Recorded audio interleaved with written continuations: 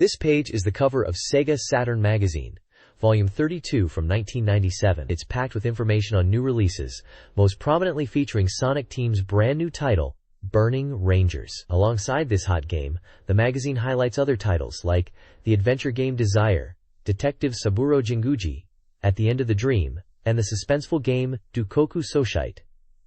You can also find articles about Silhouette Mirage, Neon Genesis, Evangelion, Digital Card Library, Devil Summoner, Soul Hackers, and Machi. The cover also teases articles inside, including a feature on game commercials that expanded the market, a look at the latest Sega Saturn software, Momotaro Duchuki, a designer piece on puzzle games, Street Fighter Collection, Roommate Ryoko and Summer Vacation, and even a complete guide for the Sega Saturn, specifically mentioning the Those Who Hunt Elves card game. It looks like a jam-packed issue for Saturn fans. This page showcases a dynamic and powerful illustration featuring characters from the Street Fighter series, specifically from what looks like the Alpha games. We can see iconic fighters like Ryu with his determined expression, the agile Chun-Li in a dynamic pose, the fierce Zangief flexing his muscles, the stoic Guiles, and the focused Cammy with her signature braids. The Japanese text at the side translates to something like, "There are 3 stages of battle." This likely points to the Street Fighter Collection game for the Sega Saturn, which bundles together multiple games in the Alpha series, offering a robust fighting experience with several battle stages and classic characters from the Street Fighter universe. It's a vibrant and action-packed page that definitely grabs your attention if you're a fighting game fan. This page is an advertisement for the Street Fighter Collection on Sega Saturn. It clearly highlights the games included in the collection, which are Super Street Fighter 2, Super Street Fighter 2X, and Street Fighter 02, the latter being a special edit version. You can see screenshots from each of these classic fighting games below the title list, showcasing the fast-paced action and iconic characters that fans love. The ad mentions it's for the Sega Saturn, released on September 18, 1997, and priced at 5,800 yen before tax. This collection looks like a great way to own 3 of the best Street Fighter games on one disc for the Saturn.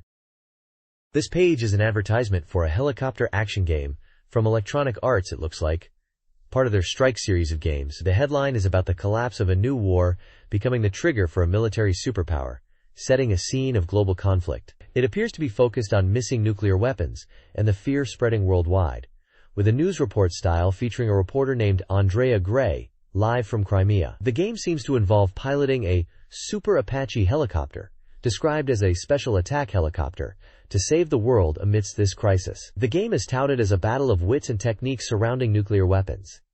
Key features mentioned are shooting and simulation elements that create a unique worldview. It also highlights a dynamic world situation, immersive battlefields, and a 360-degree cockpit view with realistic terrain and weapon details. Screenshots showcase in-game action and a satellite surveillance screen that includes the text, Crimea Strike. The small print at the bottom references Desert Strike and Soviet Strike as trademarks, suggesting this game is related and possibly called Crimea Strike. This page continues the introduction to the world and characters of the new helicopter action game. It's titled Soviet Strike, confirming it's indeed part of the Strike series and not Crimea Strike, as initially speculated on the previous page. We get introductions to key characters in the game, starting with Security Tsar, who seems to be the head of the Strike team, a mysterious figure whose identity is hidden but his commands are absolute. Next up is General Earl, the team leader in the field, a veteran with calm judgment, crucial in emergencies, and highly trusted. Then there's Andrea, a news reporter, who is also secretly a Security Tsar operative, working undercover to gather information. Hack is described as a former NASA mainframe computer hacker, now a Strike team member, handling network management. Finally, the Shadow Man is presented as a shadowy enemy, a former KGB general, using stealth and thermal cameras, making him a mysterious threat. The page highlights this as a strategic shooting and simulation game, reinforcing the gameplay style mentioned previously, and confirms the title as Soviet Strike, with a release date of September 18, 1997, and a standard price of 5,800 yen. There's also the Electronic Arts Victor Company information at the bottom, along with the Sega Saturn logo and EAV web address. This page is the contents for this issue, highlighting key articles and games featured. Page 124 has a feature titled, I Bought This Game, which delves into game commercials and examines TV ads that expanded the game market. Page 18 is marked as a special feature and showcases a number of upcoming or recently released titles. Leading the pack is Burning Rangers, followed by Detective Jinguji Saburo, At the End of the Dream, then Crying, and then Dead or Alive, which is intriguing. Shining Force 2i Scenario 1 also gets a mention, alongside Town/Maria, The Reason You Were Born. Neon Genesis Evangelion Digital Card Library is listed, as are Desire and Silhouette Mirage. Devil Summoner, Soul Hackers is there too, along with Gaia Breeder. Sports games are also prominent, with Professional Baseball Greatest 997 Make Miracle, Let's Make a Professional Baseball Team, and J-League Pro Soccer Club Create 2. Finally, there's a rather packed entry, All Japan Pro Wrestling featuring Virtua, Suikoden, The Star of Destiny, Arcana Strikes. Page 200 advertises a power-up renewal celebration with a special 4-issue gift campaign. And page 202 announces a special project offering original telephone cards to all applicants. The character featured in the image is Ryo Hazuki, instantly recognizable from Burning Rangers. This page previews SEGA Saturn games featuring new release title announcements like National Uniform Girl, Grand Prix Final Drive, and Battle Garega. Coming Soon Soft previews upcoming titles such as X-Men vs. Street Fighter and Roommate Ryoko in Summer Vacation. The SEGA Saturn Soft Complete Guide offers an in-depth look at released games. AM Spot highlights new arcade titles, and Sega AM3 R&D Rush focuses on games from Sega's AM3 division, including Top Skater and Denu Senki Virtualonics Over. A game index alphabetically lists game titles with page numbers. Additional sections are referenced at the bottom. An anime-style image hints at a game, possibly a dating sim. This page highlights the Japan Game of the Year 97 awards. Final Fantasy V2 dominated, taking home the prestigious Grand Prix Award, as well as the Visual and Sound Awards. Sakura Wars for the Sega Saturn secured the Semi-Grand Prix Award. Super Mario 64 on the Nintendo 64 was recognized with the Excellence Award, and Parappa the Rapper on PlayStation received the Fresh Award. The awards ceremony, a collaboration between numerous game publishers and media outlets, marked its second year and took place in Tokyo in August. Reader votes determined the winners from 120 nominated titles out of over 1,000 games released in the past year. The reviewer notes that while Sakura Wars only achieved semi-Grand Prix, it was still a significant win as the sole Sega Saturn title to be awarded. They express anticipation for more new Saturn game announcements from upcoming game shows and the platform's continued advancement. The page includes photos from the award ceremony, a table listing the winning games per category, and a screenshot from Sakura Wars with the caption, "Victory Pose. Decided." The upcoming amusement machine show in Tokyo, mid-September, will feature the latest arcade games, including sequels from Sega and diverse titles from companies like Atlus, SNK, Capcom, Konami, and others. In related news, Yoshiki Okamoto, ex-Capcom, is starting a new company, Flagship, developing a budget-friendly RPG for the Saturn. Namco and HorrorPro will unveil Star Audition, a talent discovery arcade machine. A new Dungeon Master installment, a 3D real-time RPG, is coming to the Saturn, developed by Software Heaven and published by Victor Interactive Software. It's planned to release around January 1998. Finally, an arcade stick, Real Arcade VF- designed for the Sega Saturn, is being advertised. This issue highlights various events and releases. The Sakurai Tomo's single-minded voice actor wish audition selected 24 voice actors from 2,000 applicants. Sentimental Graffiti expanded beyond the game, hosting a concert at Sonic City featuring its voice actresses. With CD and LD releases planned, the Rabbit Moon Academy Cultural Festival offers a themed event with screenings, contests, and a tea ceremony. Software-wise, When You Want to See a Beautiful Sky is a Crodrom featuring sky photography. Music releases include 10 to 10 by TK Product, Flying Kids, and Run Towards Tomorrow Moon Night Serenade by Elephant Kashimashi. Also mentioned is a drama CD, Magical School Lunar Magical Island Volume 1, based on the Lunar Game series. Asumi Mifawa, in this interview, discusses her interest in video games.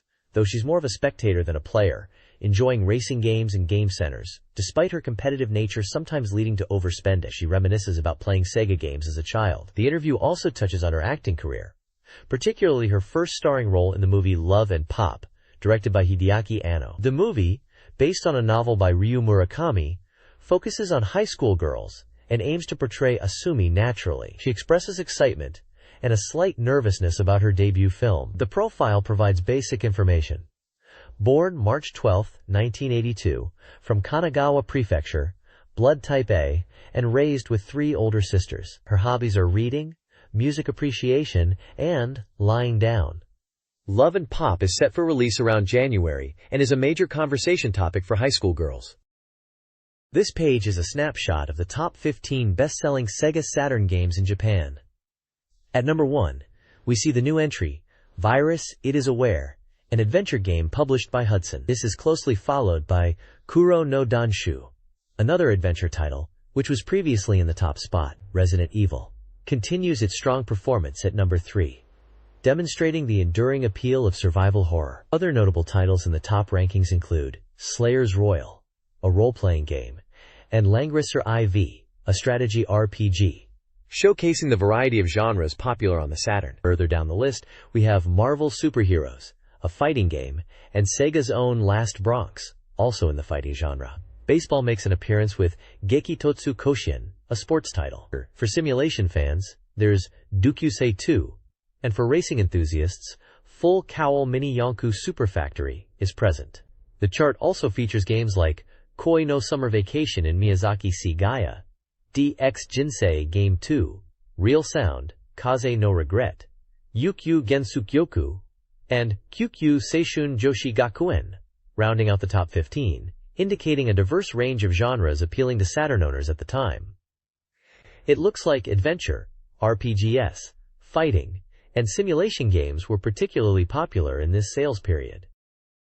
This page presents 2 key datasets on game popularity for the Saturn console and arcade scene. The User Data Top 20 Migration Wish highlights Saturn owners' desires for ported games, with The King of Fighters 97 and various RPGs like Final Fantasy being highly requested. The data suggests a strong preference for more RPGs despite the presence of fighting game ports. The Shop Data Top 15 Video Games details top arcade titles, with Virtua Fighter 3 leading the chart. Popular titles like Tekken 3 and Vampire Savior showcase the dominance of Sega and Capcom. Additionally, the page features Battle Garega as a featured title and a one-point check game, focusing on the arcade gun shooting game Tokyo Vice, emphasizing its immersive gameplay, story mode, and 3 selectable stages. This page ranks the top 30 most anticipated new Sega Saturn titles based on user data. Grandia tops the list, followed by Sakura Wars 2 and Super Robot Wars F. Each of the top 3 games is presented with screenshots, descriptions, and development progress. Grandia, 75%, Sakura Wars 2, 78%, and Super Robot Wars F, 100%. The page then lists the remaining titles ranked from 4th to 30th. Including games like Vampire Savior, Virtua Fighter 3, and Devil Summoner, Soul Hackers. Several highly anticipated titles are included in the list. Finally, coming soon, sections preview Burning Rangers, a new Sonic Team title, the Makoto Kobayashi Illustrations Cardrome, and Mobile Suit Gundam Garen's Ambition, and All Japan Pro Wrestling featuring Virtua. This page is the Sega Saturn Readers Check for Volume 67.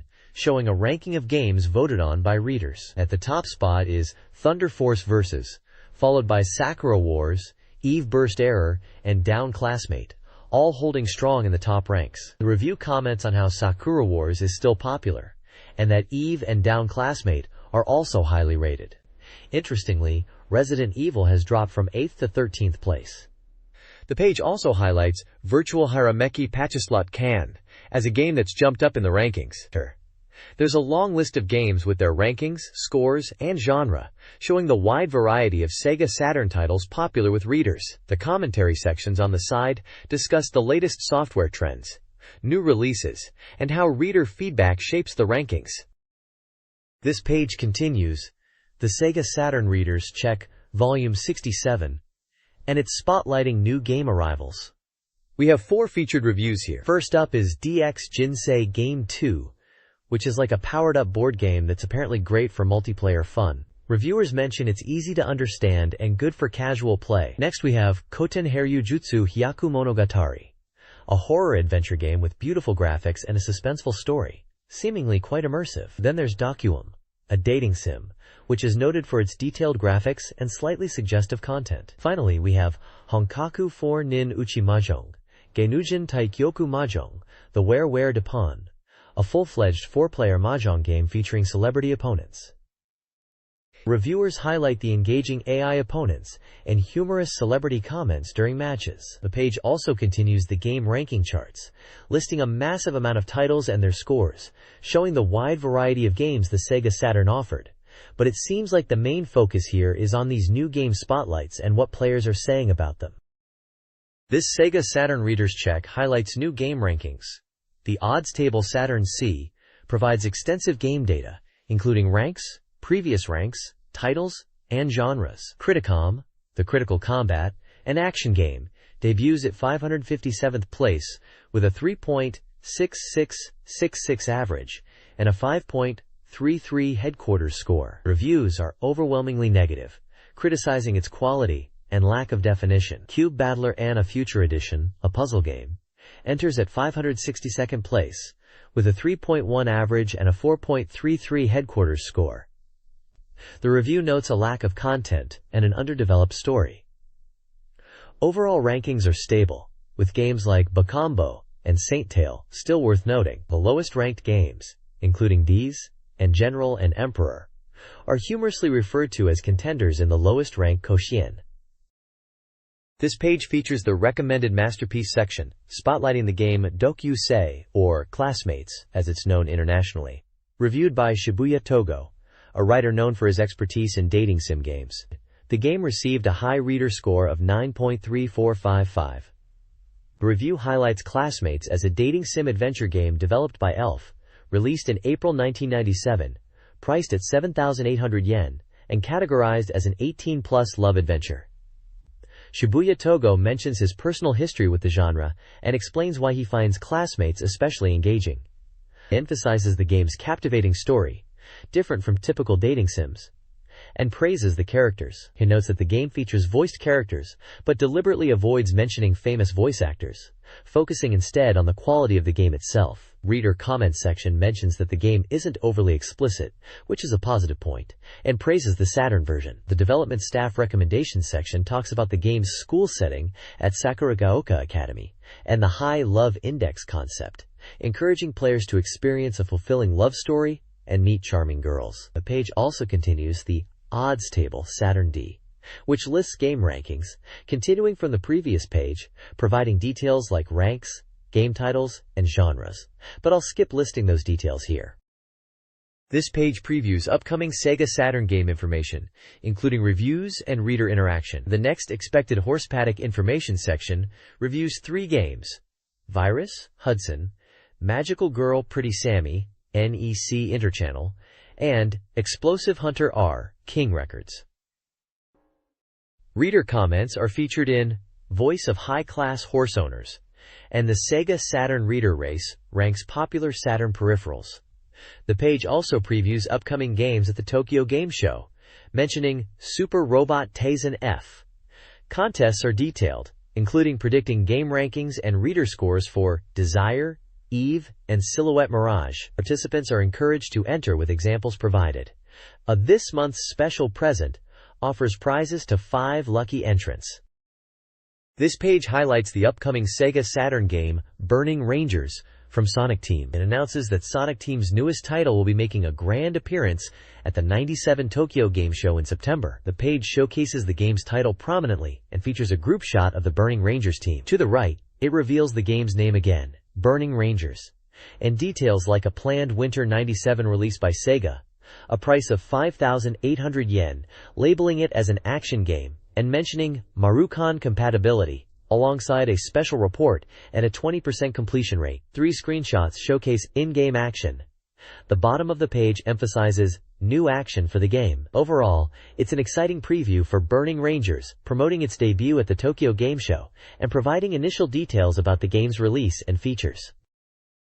The next page delves deeper into Sonic Team's upcoming game, Burning Rangers. It highlights that the game is set in the near future, and the main characters are rescuers, a departure from the animal characters of Sonic and Knights. This title focuses on human heroes in a rescue squad known as the Burning Rangers. The page stresses this is a new direction for Sonic Team, aiming to create a different atmosphere and a fresh style of action game compared to their previous titles, with a focus on protecting dreams and the future. The text surrounding the screenshots sets the scene with a dramatic emergency, an anomaly at an energy plant where people are trapped. The situation is critical, emphasizing that every second counts.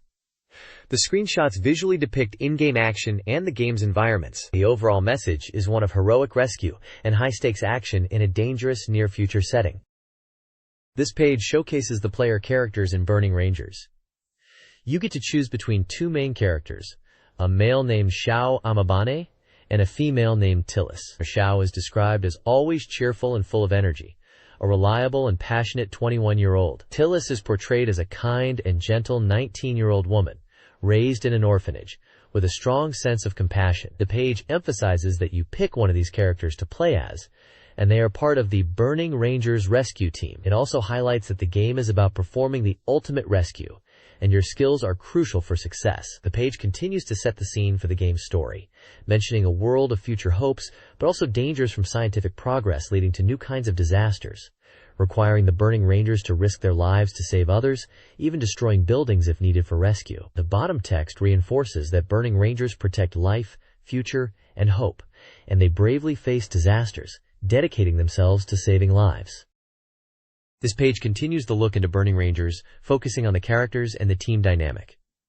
We get introduced to three members. Firstly, there's Chris Parton, the Navigator, a female leader who guides the player, offering advice and warnings during missions. Then we have Lead Phoenix, also known as Iceman, described as cool and collected and a top-class operative within the Burning Rangers. Lastly, there's Big Rodman, presented as a powerful and dependable character, strong in close combat, and known for his reliable nature. The page touches on the team structure, hinting at a secret related to team numbers. There's also a developer interview where Sonic Team explains their concept for Burning Rangers. They mention that after developing Nights into Dreams, they wanted to create a more straightforward action hero game. The game's concept emerged around the time Nights was finished, and they decided to move towards a more typical action hero theme. They are focusing on creating dramatic character development and a strong storyline alongside exciting action gameplay, with the game development being about 20% complete at the time of this article. They also mention the idea of two-player cooperative play is under consideration. Burning Rangers, envisioned by Sonic Team, presents a clean, hopeful future threatened by disaster. Producer Yuji Naka aimed for an exciting, non-dystopian world, contrasting the pristine environment with the Burning Rangers' heroic duty. The game borrows from Nights into Dreams with its aesthetic, yet focuses on direct action. The title evolved from early concepts like Fighter Firefighter to reflect a modern hero image. Gameplay features diverse stages with dynamic environments and adaptable equipment. Notably, Burning Rangers eschews background music, relying instead on communication and sound effects for a realistic, immersive experience. A female leader coordinates the four-character team from a ship, emphasizing drama and teamwork. This page spotlights Sonic Team's new game, Burning Rangers, emphasizing its innovative voice navigation system. This system is presented as a solution to the common problem in 3D games, where players get lost, providing voice guidance to navigate the labyrinthine environments. The page calls it a revolutionary feature that will change action games. We get to hear from the main planner, Takao Miyoshi, who previously worked on games like Sonic CD and F1 Live Information. The interview focuses on how voice communication and sound effects create a sense of urgency and realism in disaster situations, replacing traditional background music to heighten the tension. Miyoshi mentions that voice recordings were scheduled for September, and that voice communication adds a dramatic, live-action feel to the game. The page also touches on gameplay hints and emphasizes the dramatic elements, suggesting players will experience a high level of tension and a sense of live action. The interviewer asks about differences between male and female main characters, and Miyoshi hints that navigation and storyline will vary based on character choice,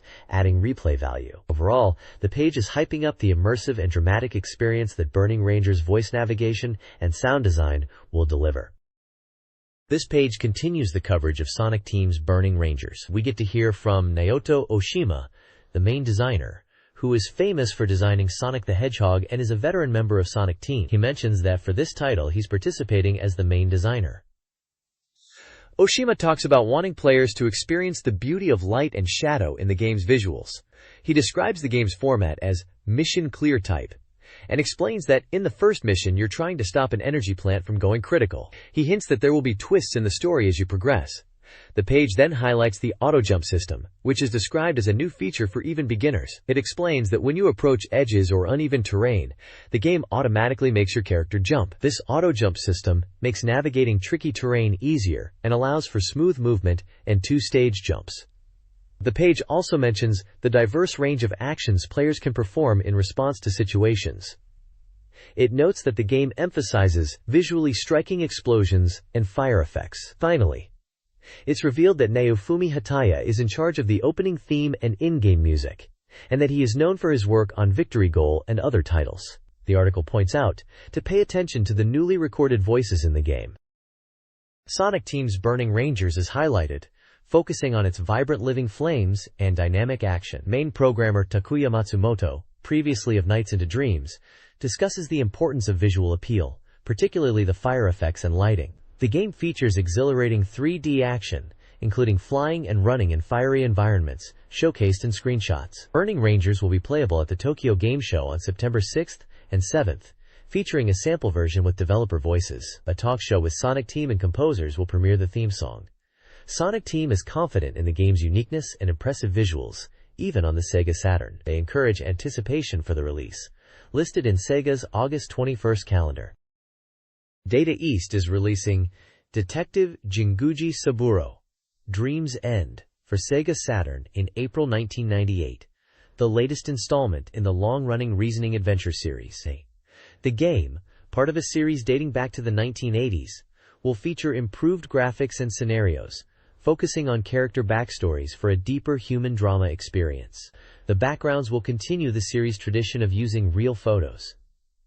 Interviews with key developers reveal their dedication to the series' legacy, and a 10 Years of History section highlights past titles, including Shinjuku Central Park Murder Case, April '87, Family Computer Disk System, and Yokohama Harbor Serial Murder Case, February '88, Family Computer, emphasizing the series' hard-boiled atmosphere. Detective Jinguji Saburo, Dream's End, for SEGA Saturn aims to address fan dissatisfaction with Unfinished Rhapsody. Developers incorporated player feedback, notably refining the zapping system for a richer narrative experience. The game will feature a new deduction system, allowing players to investigate who, what, why, and how of clues. Incorrect answers trigger reinvestigation, ensuring smooth progression and engaging gameplay. The game's focus remains on a compelling story and a thrilling deduction process. Developers Nishiyama, Inatuba, and Sato express confidence in delivering a high-quality experience, with Sato emphasizing improved graphics for immersive storytelling. The series' history includes Dangerous Duo, 1988, Time Flows By, 1990, and the prior Unfinished Rhapsody, 1996, which introduced the zapping system. This page unveils Lament, and Then, which is highlighted as part 2 of a special report, implying it might be a sequel or related to a previously teased title. Developed by Data East and slated for release in February 1998, this game is described as a character trap adventure aimed at players 18 and older for single-player experience. The character designs are by Mamoru Yokota. The game seems to be set in a horror mystery context, hinted at by phrases like hidden corpse, bloodstained memo, and torn photograph. The story involves protagonists trapped in a deserted house facing a murder mystery. Gameplay focuses on puzzle solving, where player choices influence the story.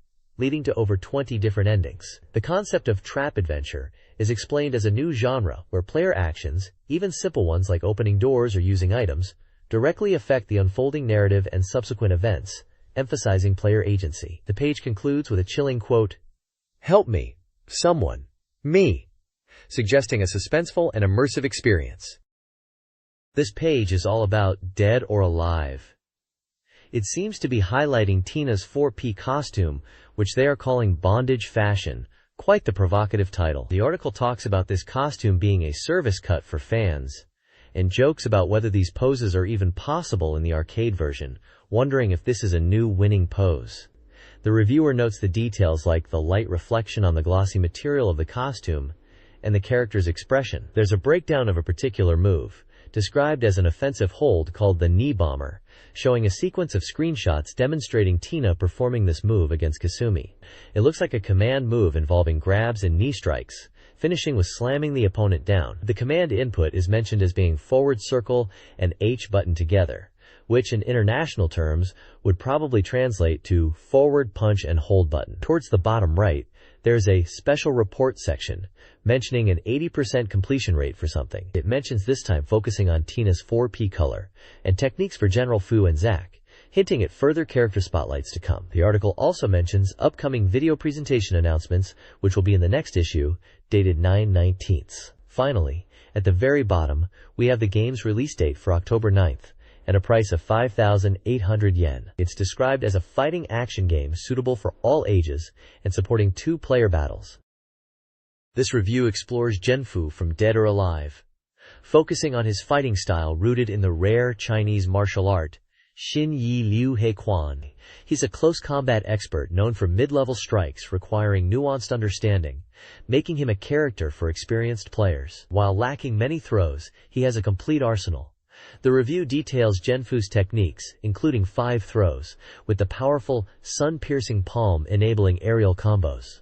His strikes incorporate body blows, headbutts, and shoulder attacks, with command variations simplifying execution. A notable combo, head-crushing boulder to mountain crash, involves 2 mid-level attacks, ending with a ground impact.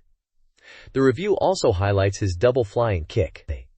The article also mentions the upcoming Tokyo Game Show, showcasing the Dead or Alive playable CD, and the addition of appeal poses in the Saturn version, with a focus on Zack's poses.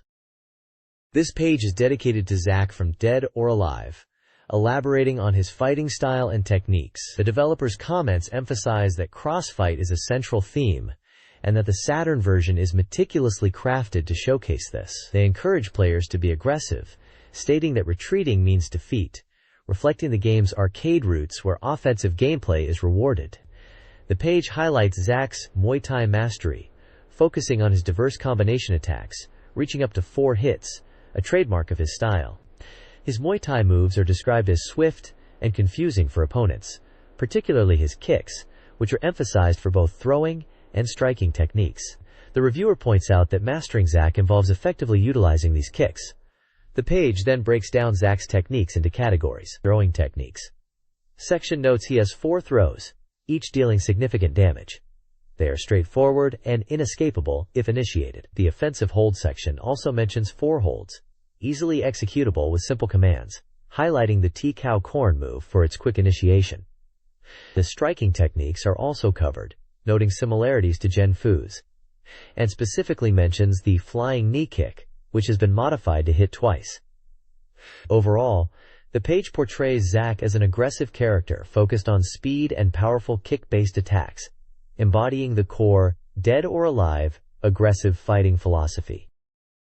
This interview with Shining Force series general producer Takahashi Hiro discusses Shining Force 2-1, Scenario 1.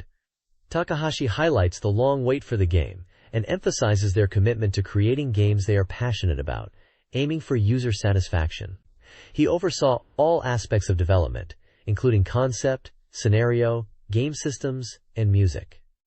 Key focuses were a smooth and immersive experience. They prioritized minimizing loading times and introduced a 360-degree camera with automatic correction to enhance exploration and ensure characters remain visible. The battle system features a dynamic camera designed for fast-paced action, automatically adjusting to keep the action centered and characters visible. Takahashi concludes by emphasizing the enjoyable exploration and environment interaction within the game. Screenshots showcase the 3D environments and camera features.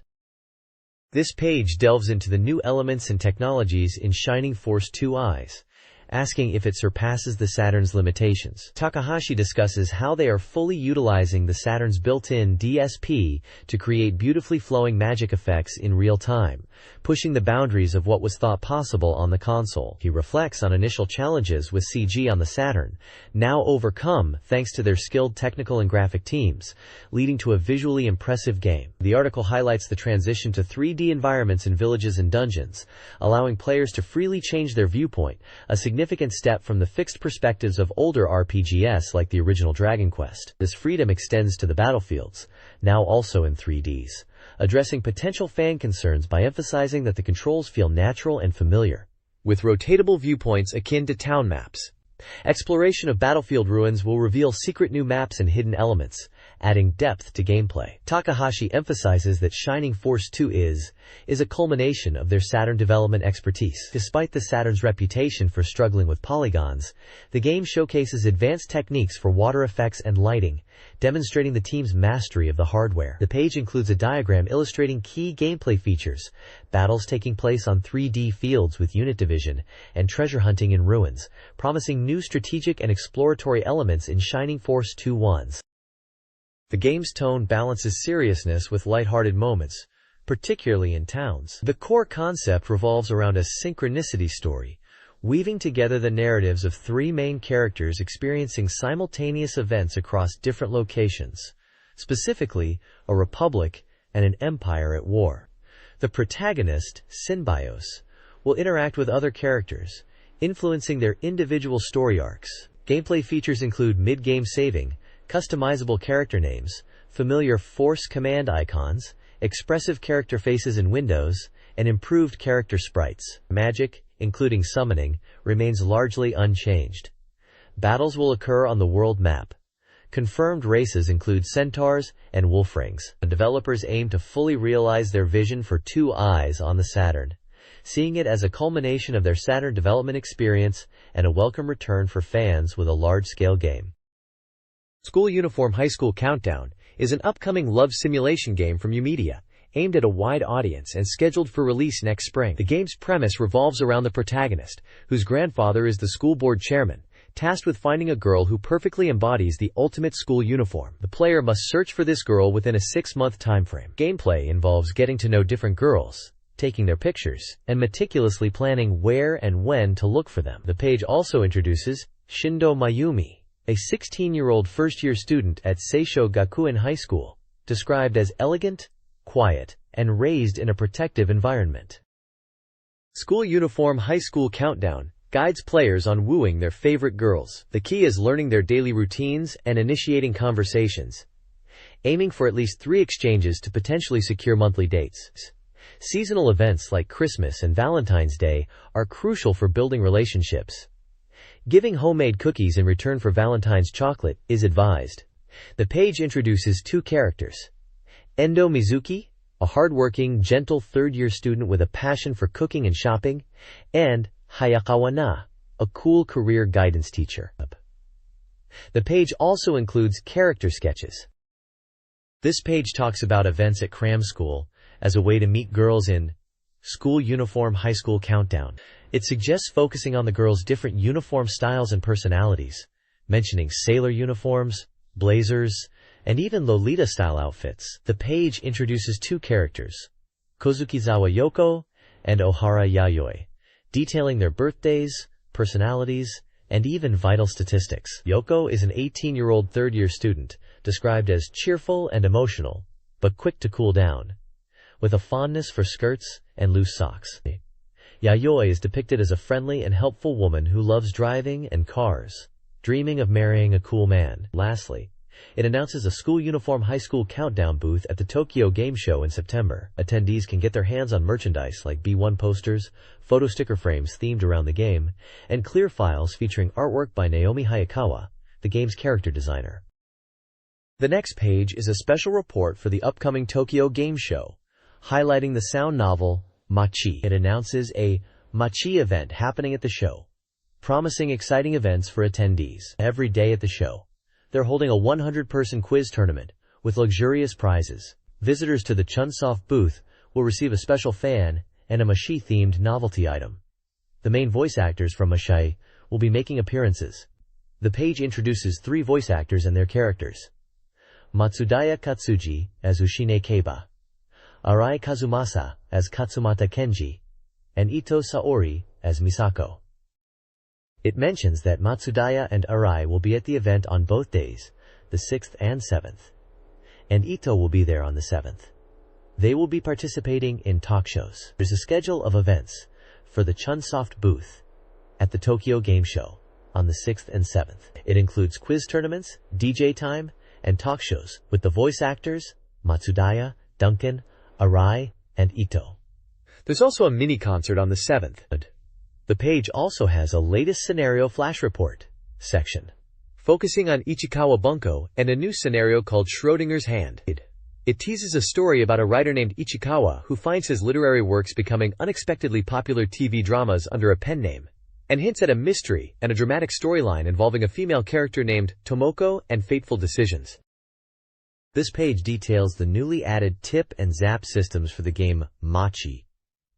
It explains that the tip system is a helpful tool for understanding in-game terms and character profiles. When you see blue text in the game, you can press a button to get a tip, offering explanations of words, locations like Dogenzaka or Yamanote Line, and even episode details. It's described as a system that enhances knowledge while playing.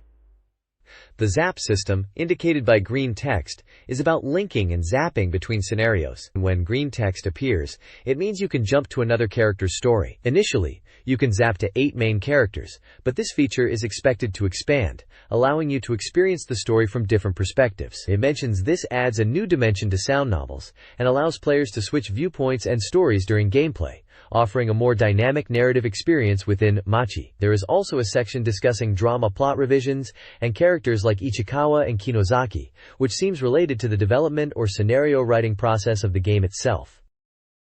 The next page showcases Kai Zubat, a drama written by Hidehiko Nagasaki. It delves into what makes this drama captivating, labeling it as an example of ultimate pattern beauty and Nagasaki style. The page highlights the drama's use of yojimbo, or bodyguard elements, and how they are integrated into the narrative. You can see various images from Kai Zubat, featuring characters in costume and action scenes, visually bringing the drama to life. There are also lists of subtitle titles and yojimbo titles mentioned on the page, which seem to be episode titles or related themes within the series. Overall, it's an article analyzing the charm and style of Kai Zubat and the writing of Hidehiko Nagasaki. Maria, Lost Memories, a 3D adventure game developed by Axela and Break, explores the theme of multiple personalities. The game, aimed at all ages and priced at 6,800 yen, releases on December 11th. Players take on the role of Dr. Takano, assisting 16-year-old Maria, whose parents were murdered when she was young and who suffers from amnesia. The narrative involves uncovering facts through item collection and counseling. The game delves into Maria's troubled past and her hidden personalities, driven by fear and a desire to escape her reality. The Doctor and others seek to recover Maria's lost memories, discovering a connection between her past and Dr. Takano. The game promises to explore the complexities of Maria's psyche as she attempts to suppress her inner turmoil.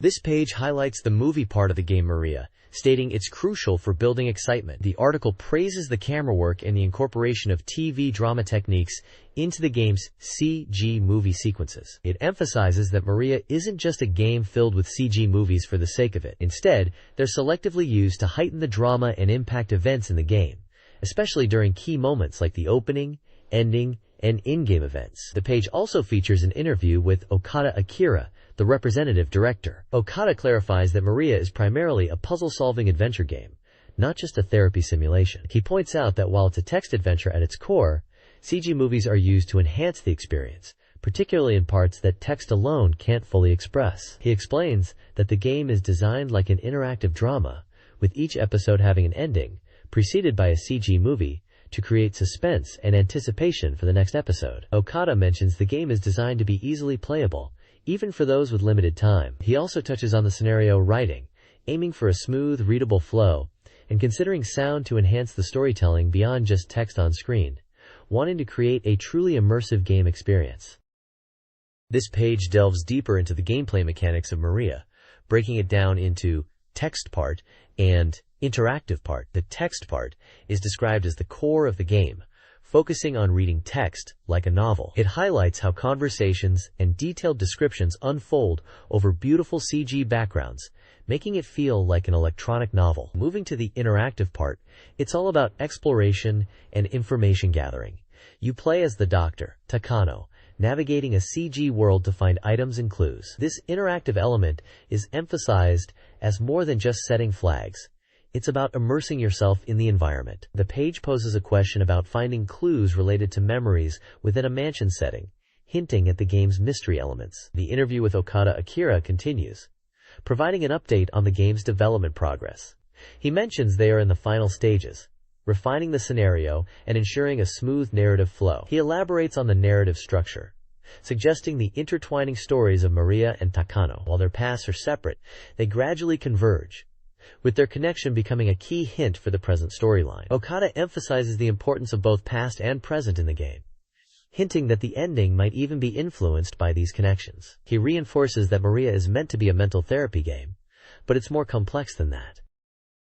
This page introduces the Neon Genesis Evangelion digital card library game for the SEGA Saturn, described as something you absolutely must play. It's presented as a digital card game where you collect cards featuring scenes and animations from the anime. The article mentions you can enjoy the audio from the anime as well. The game revolves around building your card collection, starting with only about 10 cards. By playing minigames, you can increase your collection, with a potential of around 200 cards to gather. The cards are categorized for easy viewing, and are said to contain video footage that wasn't available on home video at the time, which is a key selling point. It features familiar characters like Shinji, Rei, Asuka, Ryoji, and even Pen Pen, each presented as a card. The game is set for release on September 25th by SEGA, priced at 4,800 yen, and is designed for one player. It's categorized as a digital card library, and recommended for all ages.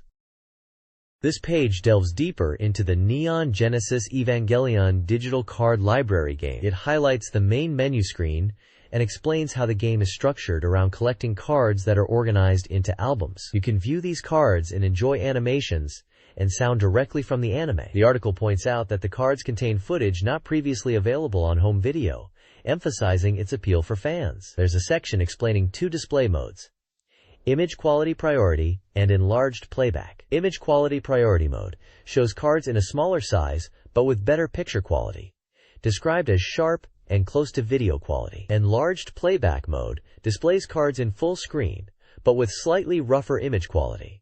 The page also shows card examples featuring characters like Rei Ayanami and Sakiel the Third Angel, and mentions that clearing minigames will help you collect more cards. The bottom of the page previews future content with text like Next Time, Decisive Battle, New Tokyo 3, and Preview, hinting at episodic content or further game features. It ends with Episode 6, Ramiel's Torment, also previewed, suggesting story progression within the card library. This page is all about the game Desire, and it's a deep dive into everything that makes it appealing. Just before its release, the headline shouts about thoroughly dissecting its charm. We get to see some fantastic artwork of the characters here. The page tells us it's an Amadio game, slated for release on September 11th, and priced at 6,800 yen. It's a 2-Cry-Drum set, described as a multi-site adventure game. It's for single players only, and aimed at an older audience, being rated for 18 years and up. There's a special report badge highlighted, along with text boxes detailing the game's features. We learn that the cover art is illustrated by Tajima Naoto. The artwork is described as CG by Watanabe, which gives it a distinct cyberpunk feel, hinting at perhaps deeper, symbolic elements within the game's story. It mentions that the characters, like Tina, have a certain charm, and wonders what kind of girl she will grow into, suggesting a focus on character development and story. This text focuses on Desire, a multi-site lovers crossword game, where players experience the story from two lovers' perspectives. Unlike the PC version, this iteration has a fixed scenario order. The narrative unfolds like a crossword, with unresolved mysteries from one character's viewpoint potentially solved by playing as the other. The main characters are introduced. Makoto Izumi, the research director with a tomboyish personality, and Albert McDougall, a hard-hitting journalist known for his unique, albeit old-fashioned style. They are lovers, who will encounter the same incidents on Desire Island from different viewpoints. Players must gather clues from both storylines to uncover the mystery behind the incidents, with the identity of the culprit remaining unknown in this section. The game's structure encourages players to piece together the truth through the intertwined narratives. This page is titled Vertical Key Albert Arc and delves deeper into Albert's side of the story in the game Desire. It's structured as a 3-day timeline, showing Albert's investigation. On day 1, Albert seems to be at the research facility, discussing weapon development with a woman, possibly Tina. Day 2 sees Albert at a medical center, talking to another woman, likely Chris, about youth preservation and secrets. By day 3, Albert is inside a research lab, speaking with yet another woman, probably Raiko, and mentions a reaction device and biological weapons research. The page highlights that when Albert and Makoto meet, their two storylines in Desire intersect. While this page focuses on Albert's perspective, it mentions that playing through Makoto's arc is essential for fully understanding the story. We learn that 2 months prior to Albert's arrival, Makoto was in her room and found a handwritten letter warning about dangerous research being conducted at Desire, indicating hidden secrets and potential threats related to the research. This interwoven narrative structure allows players to piece together the full picture by experiencing both lovers' viewpoints. The Makoto arc in Desire delves into the story from the perspective of Makoto, a research director investigating Desire alongside Stella. This arc focuses on her relationships with Raiko, Elena, and Kyle, offering a different view of the central mystery compared to Albert's narrative. The story unfolds over 3 days. Day 1 sees Makoto's discomfort over Raiko's suggestion of a garter belt and jealousy over Albert's interactions with others. Day 2 becomes darker, as a reaction device malfunction leads to control issues, and Makoto discovers her boyfriend, Chris, dead. Day 3 involves encounters with Cheryl, and a tragic event where Drive Gates shoots Raiko. Makoto and Albert briefly meet, with Albert inviting her on a date. Later, she learns about Albert's involvement in an incident with Kazumi and Sylvia, and the faulty reaction device. The arc concludes with Makoto deeply concerned for Albert, highlighting her emotional investment in his well-being. This page from SEGA Saturn magazine delves into analyzing the character relationships in the game Desire, focusing on the central mysteries of murder and kidnapping. It presents a relationship diagram showing how characters like Kazumi Grantchester from the Grantchester Financial Group, Albert from S&T Company, and researchers Makoto, Raiko, Chris, and Cheryl are connected. Other characters include Gates and Elena from the medical center, and Kyle and Sylvia linked to the airport. Tina is shown near the beach and Desire, and is indicated as potentially kidnapped. The page highlights 3 key mysteries that emerge by the 3rd day of the game: who kidnapped Tina, who killed Kazumi, and who was Chris being used by. Character descriptions reveal Kazumi to be a wealthy heiress involved in military research related to Desire. Raiko is suspected of leaking information and is curiously interested in Chris's death. Elena, despite her cute appearance, acts suspiciously and first met Albert at the lodgings. Kyle is portrayed as observant and someone who investigates alongside Makoto. Martina Stella Branovich is introduced as a teacher and researcher knowledgeable about Tina and Desire, seemingly guiding Makoto. Finally, Drive Gates' unusual fixation on keeping Tina at the medical center is also questioned, as Albert refuses his attempts. The page effectively sets the stage for the game's suspenseful narrative by outlining these crucial character connections and unresolved mysteries.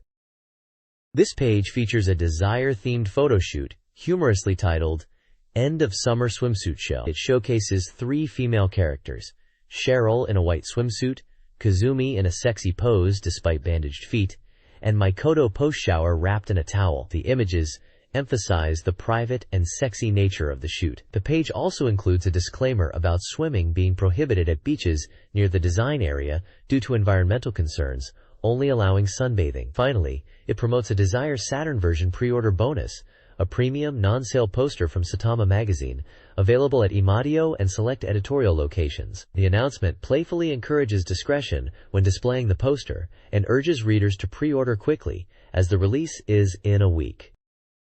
This page is a special report announcing the upcoming release of Silhouette Mirage, developed by Treasure. It's a shooting action game set to release on September 11th, priced at 5,800 yen for one player. The page showcases key characters like Mose, voiced by Ryotaro Okiya Yu, who appears as a small green character. Gehenna, voiced by Ayako Matsui, depicted as pumpkin-like creatures. Shina, voiced by Akiko Yajima, the main character with a distinctive design. Zephyl, voiced by Susumu Chiba, a red-haired character. Pearl, also voiced by Ryotaro Okiya Yu, with a long-nosed design. And Meiki, voiced by Akio Masujima, holding a rose. The game boasts a theme song called While I Can Cry, I'm Okay, with both songwriting and singing credits to Miki Nakatani and composing by Masami Nakagawa.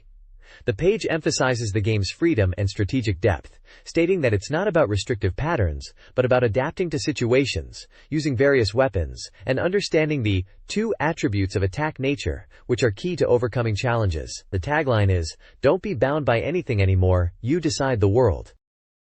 This page from Treasure is diving deeper into Silhouette Mirage, introducing us to two guardian angel characters, Sarah and Saruful Hazerhal. Sarah is described as a really well-rounded guardian angel, highly valued by Hall. On the other hand, Saruful Hazerhal is even more powerful and versatile, being able to switch between Silhouette and Mirage attributes. You can see screenshots of both in action in the game. The article details Saruful Hazerhal's massive sword arm attack that can cover the entire screen. Plus, it can even detach its lower body to perform different attacks. Its weak point is mentioned as the floating star in its center. The text emphasizes that Saruful Hazerhal is probably the strongest enemy in the game, holding some major secrets. Both of these guardian angels are creations of Hall and show up in Area 7, Eroboto. The article ends by asking which of these guardian angels players will run into first. This page from the SEGA Saturn magazine is all about mastering Silhouette Mirage. It stresses that controlling your position in relation to enemies is crucial to winning. The page breaks down gameplay advice for different skill levels. For beginners, it explains essential movement actions like the Kami Dash, which is done by double-tapping a direction button while crouching, and jumping, naturally, with the jump button. These are your basic tools to get into advantageous positions. Moving on to intermediate and advanced players, it introduces grabbing and throwing enemies to manipulate the battlefield. It also mentions special maneuvers to use when facing tricky situations, suggesting players adapt with unique tactics. Lastly, there's a section dedicated to beginners' tips on increasing your clear rate and earning money. The advice here revolves around efficiently defeating enemies, especially weaker ones, to build up your resources, and using spirit attacks, which are likely power moves, to quickly dispatch foes. This SEGA Saturn magazine page provides advanced tips for excelling in Silhouette Mirage. It emphasizes the squat and squat dash technique, highlighting its importance for dodging attacks from enemies, such as the Kubito bike crash. The page encourages players to utilize crouching and dashing for successful evasion, distinguishing it from taking unnecessary hits. The guide also covers the Alpha Trading Company, the game's shop, where players can buy healing and parasite items. The magazine suggests that shops may be hidden, urging exploration and resource management. Finally, the page introduces advanced techniques, the reflector trick, allowing mid-air direction changes for dodging, and the sliding cancel, which enables quick changes in momentum and direction. These advanced maneuvers are presented as essential for skilled play and mastering the game's combat system. This page continues the interview with the development team leader about Silhouette Mirage and Kaina. It mentions that Kubito is really popular with fans, but all the characters are designed to be interesting. The interviewer points out that just being cute isn't enough, and the developer agrees, stating that the characters are meant to have depth, even with a cute exterior, like Kaina, who looks cute but is actually Mirage in disguise and uses heavy weaponry. They also discuss the voice acting, emphasizing that they wanted meaningful dialogue, not just simple exclamations, and put effort into recording character-specific lines. The stage setting is also highlighted, with the game deliberately set in a modern city environment, moving away from typical fantasy or nature settings. The developer mentions a personal preference for night cityscapes, and how they aim to capture that atmosphere. There's a screenshot showcasing the glass reflection effect in Area 2, which was something the developer had wanted to implement since the start of development, and is pleased with. The interview also touches upon the game's scenario, which starts comically but becomes more serious as it progresses, and the multiple endings that aren't simply good or bad, aiming for a less predictable player experience. In an interview, Kimura from the Silhouette Mirage development team discusses the game's attribute system. He focused on making it feel natural, with attacks using opposing attributes dealing damage, while same attribute attacks offer unique effects, encouraging strategic thinking. Kimura aimed to avoid predictable gameplay, drawing inspiration from fighting games to create varied playstyles beyond typical action game mechanics. Features like throwing and taking money were added. A screenshot highlights the interface, including attribute targeting. Kimura stresses the importance of understanding the same and opposite attribute concepts. He suggests experiencing the game through pre-release demos and recommends paying close attention to the sound design, particularly with headphones. This page unveils the new system in Devil Summoner Soul Hackers, an upcoming 3D dungeon RPG from Atlas, slated for release in November as a 2 Candelas set, priced at 6,800 yen, and suitable for all ages. The game is presented as an evolution of the Devil Summoner series, focusing on the player's handheld computer, now called GUMP, which has seen significant advancements. The highlight is the install system, allowing for extensive customization. You can install various software to tailor GUMP's functionality to your playstyle. While GUMP retains core features like demon conversation and summoning, the install system lets you add specialized software, enhancing exploration and combat. The page details how this works with a capacity system.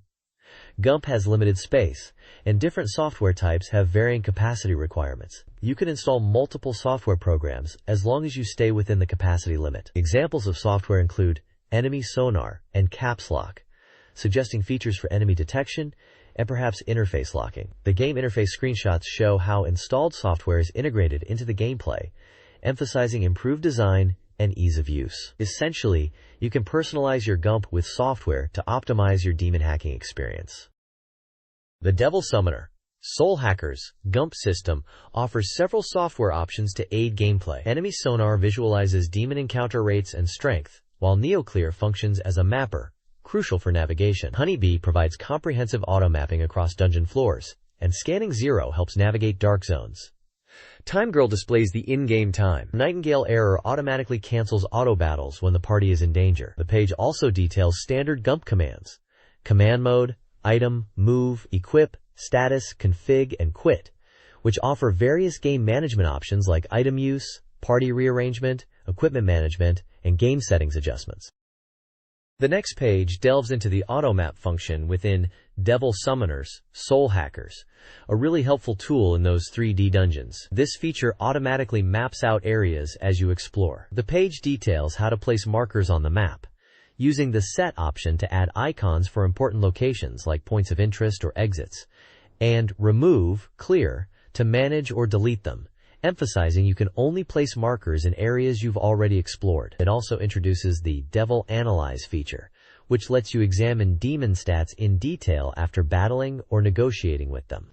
This includes things like strengths, weaknesses, and biorhythm. The Devil Analyze menu offers options to reorder the demon list based on different criteria, such as demon race, name, level, maximum HP, and maximum MP. This is super handy for strategizing demon fusion or finding specific demons you're looking for. The page shows screenshots of the game's interface, highlighting both the mapping and demon analysis systems in action. This page highlights key aspects of Devil Summoners Soul Hackers, starting with an explanation of bad status conditions in battles and dungeons. It details various statuses that can affect your party members, displaying them with icons in the status screen and during battles. These statuses include conditions like dying, undead, stone, mark, charm, bomb, palicize, and poison, alongside sleep, freeze, shock, high, and dead. Each status is briefly explained, detailing its effects and implications for gameplay. Moving on, the page introduces new facilities you'll find in the game. These include the weapon shop for buying weapons to boost your attack, the armor shop for purchasing armor to increase defense, the drugstore, which sells HP and status recovery items, and the bar, which seems to offer information alongside drinks. There's also a software store called GUMP, where you can buy software, and a recovery facility that heals HP and MP for a fee using magnetite. Lastly, The terminal serves as a public network access point for various services. Finally, the page introduces new characters. First, there's Yuriko, an 18-year-old girl who is a bit self-centered and influenced by others. Then, there's Kadokura, a man involved in city planning. And lastly, there's Shingo 6 Sako, a 17-year-old boy described as bright and curious but uncooperative, who is also a leader of the Spookies hacker group and seems to be training the protagonist Yuichi. This page introduces Gaia Breeder, a game where you raise extinct animals in a giant, customizable miniature garden, aiming to create a natural environment. The game lets you recreate nature, placing plants, trees, rocks, and even mountains to craft your ideal landscape. You'll use a time machine to travel back and collect extinct animals, like the featured quagga, a zebra-like creature with stripes only on its front half that sadly went extinct in 1883. Gaia Breeder lets you release various animals into your garden and compete in contests judged by magazine editors, showcasing the beauty and natural harmony of your creation. The game appears to be focused on nurturing and managing these creatures, with options to adjust the display size of animals and select various plants for your garden. It's designed for single players of all ages and was slated for release in November, priced at 5,800 yen. The page emphasizes the game's concept of becoming a breeder of nature in a near-future setting, appealing to players who enjoy collecting and raising animals in a detailed environment. Gaia Breeder focuses on cloning and data manipulation, centered around a creature called Mumpy. Players befriend animals, observe them, extract Mumpy's data, and use it to clone new creatures within a customizable main field. This allows for creating diverse habitats, impacting animal populations based on environment. A key element is the time machine, enabling data collection from extinct species in AD 1999 and B circa 15,000. Players must be cautious, as environmental changes can impact the ecosystem. Example animal profiles include the Ceratotherium simum, white rhinoceros, nearly extinct in reality but surviving in the game, and the Smilodon, a powerful extinct carnivore. The game warns of sudden natural disasters, which the camera cannot respond to. Greatest 997 Make Miracle introduces the enhanced lock-on system for pitching and hitting. This system, carried over from Granai 97, tracks the ball's trajectory with on-screen marks for batters and pitchers. The system provides visual cues, pitching patterns with numbers, change-up direction indicators, a variable strike zone, and lock-on marks. Batters use their mark to track the ball and time their hit, anticipating the pitch based on the pitcher's pattern. Pitchers aim their throws using their mark, attempting to outsmart the batter. Released by SEGA on September 25, 1997, for 5,800 yen, Make Miracle is a sports, baseball game for up to 12 players, emphasizing mastery of the lock-on miracle system. This page highlights key features of Greatest 997 Make Miracle. It emphasizes the Make Miracle mode, where you can relive the 1997 season or create your own original teams and players through the Team Edit feature. Team Edit lets you customize existing teams or build entirely new ones with your own players. You can even change player uniform numbers and freely trade players between teams. The page also details ballpark topics, which are in-game news updates covering player trades, retirements, foreign player acquisitions, and even player condition adjustments reflecting real-world baseball events. Creating new teams and players is a core feature. You can decide team names, home grounds, and then personalize individual players. For player creation, you set details like name, uniform number, and even specify player characteristics using keywords, going beyond just numerical stats to create unique player personalities. There are around 170 different traits you can assign. Finally, the magazine reveals the rosters for 2 new teams, Knights and Dynamites. It lists the players and their positions for both teams, encouraging players to check out these new squads. It also mentions that famous veteran players will appear in the game, with commentators providing introductions, adding to the game's depth. This page is all about the Pro Yaku Team Sukuro mode, or Let's Make a Pro Baseball Team mode, in Greatest 997. The page is really pushing the depth of the edit mode, especially focusing on creating player faces. It says you can make comical and realistic characters, and the development team even made special characters for game shows to demonstrate it. The page highlights how easy it is to edit faces. You can select parts from menus like shape, eyes, and mouth, and then adjust colors for skin, eyes, and even add accessories like bats and gloves. They emphasize the wide variety of options, ensuring you can create a satisfyingly unique player. The page also features an interview with the development team, where they are talking about the face editing and showing off example characters they created. They mention you can mix and match parts to create likenesses, emphasizing the fun in making players look like yourself or even celebrities, and that you can create both male and female players. They seem quite proud of the detailed face editing system. This page delves deeper into training your players in the Pro Yaku Team Tsukuro mode of Greatest 997. It explains that you can really hone your team by focusing on specific training methods. For pitchers, there are icons for balance training, change-up emphasis, control emphasis, power emphasis, basic strength, and even pitching technique study, each designed to improve different skills. Similarly, for fielders, you can focus on hitting, defense, or base running with dedicated training menus. The page highlights how to read the player stats displayed in the game. For pitchers, you can gauge their control, change-up ability, and even how well they pitch with runners on base. Fielder stats are also shown with similar gauges to understand their hitting power, defensive skills, and fielding ability. Moving on, there's a fun section where the magazine and the development team had a face-off. They both tried to create a player likeness of Kun from Sega's CS promotion department using the game's edit mode. They are asking readers to judge which one looks more like him. Finally, there's an exciting announcement for a game show event. It seems they are having an edit face competition at the show, where players can create their own original characters. The best creations might even get featured in the game itself. A designer, Mr. Otani Yoshihiro, mentions that when creating faces, focusing on the eyes is key to getting a good likeness.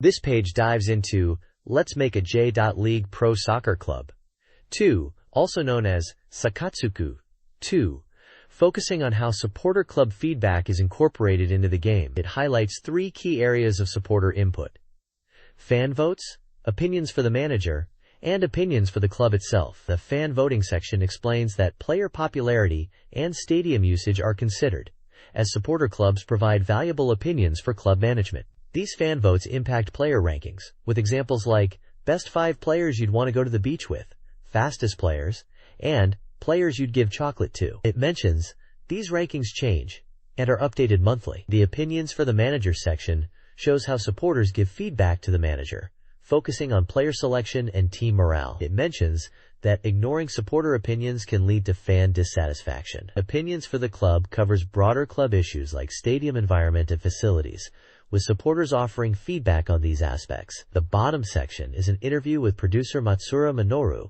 about the game's captain system. He explains the captain is a spiritual pillar for the team, boosting morale and team cohesion, especially during tough matches or crucial moments. He notes that a good captain can change the game's flow, and that older players might naturally have better captaincy abilities, although it's not always that simple.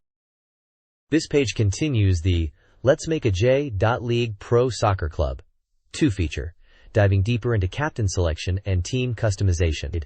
It highlights that choosing the right captain is vital, as they are the team's pillar and influence morale. The game lets you, the player, select the captain based on player data and personality. It emphasizes picking a captain who can unite the team and boost performance in tough matches. Moving on to jersey numbers. Sakatsuku 2 allows you to freely assign back numbers to players, mirroring real J.League practices. Once a number is set, it's locked until the player retires, so choose wisely. The page then details the captain selection process, explaining you can choose a captain from your existing team, emphasizing considering their qualities and team fit. If you lack suitable candidates, you can even scout for a captain with the right leadership skills. The bottom section features comments from Wada and Tanaka, likely developers, discussing the depth of the captain system in Sakatsuku 2. They highlight how captains impact team dynamics both on and off the field, influencing training and overall team spirit. They touch upon the idea that older, experienced players might make natural captains, but it's not always guaranteed. This page features All Japan Pro Wrestling featuring Virtua, a wrestling game for the Sega Saturn.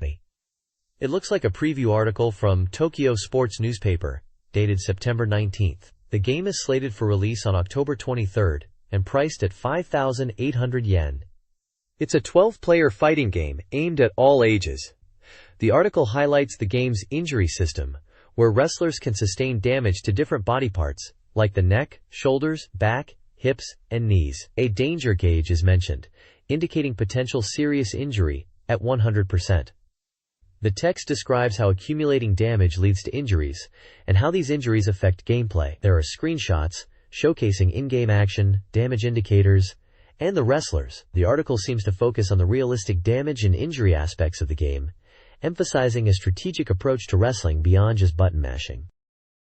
This page from Tozai Sports newspaper continues its coverage of All Japan Pro Wrestling featuring Virtua. The headline screams about no mercy and intense neck attacks against wrestler Kawada. It seems the game emphasizes realistic damage, as the article highlights the fear of injuries spreading and potentially impacting the entrance mode. The article delves deeper into the injury system, explaining that injuries accumulated during matches can carry over and affect future gameplay, potentially even in the entrance mode. Screenshots show in-game action, damage gauges indicating body parts, and a warning message about injuries worsening if ignored, even doubling the recovery time if you wrestle while injured. It suggests you might have to forfeit matches if your wrestler is too damaged to compete. A commentators section praises the game's direction, noting the realistic portrayal of pro wrestling with injuries and strategy. Finally, it's announced that the official title has been decided, and we can expect further newspaper articles detailing its development. The overall impression is that All Japan Pro Wrestling featuring Virtua is aiming for a more strategic and realistic wrestling experience, where managing your wrestler's injuries is crucial.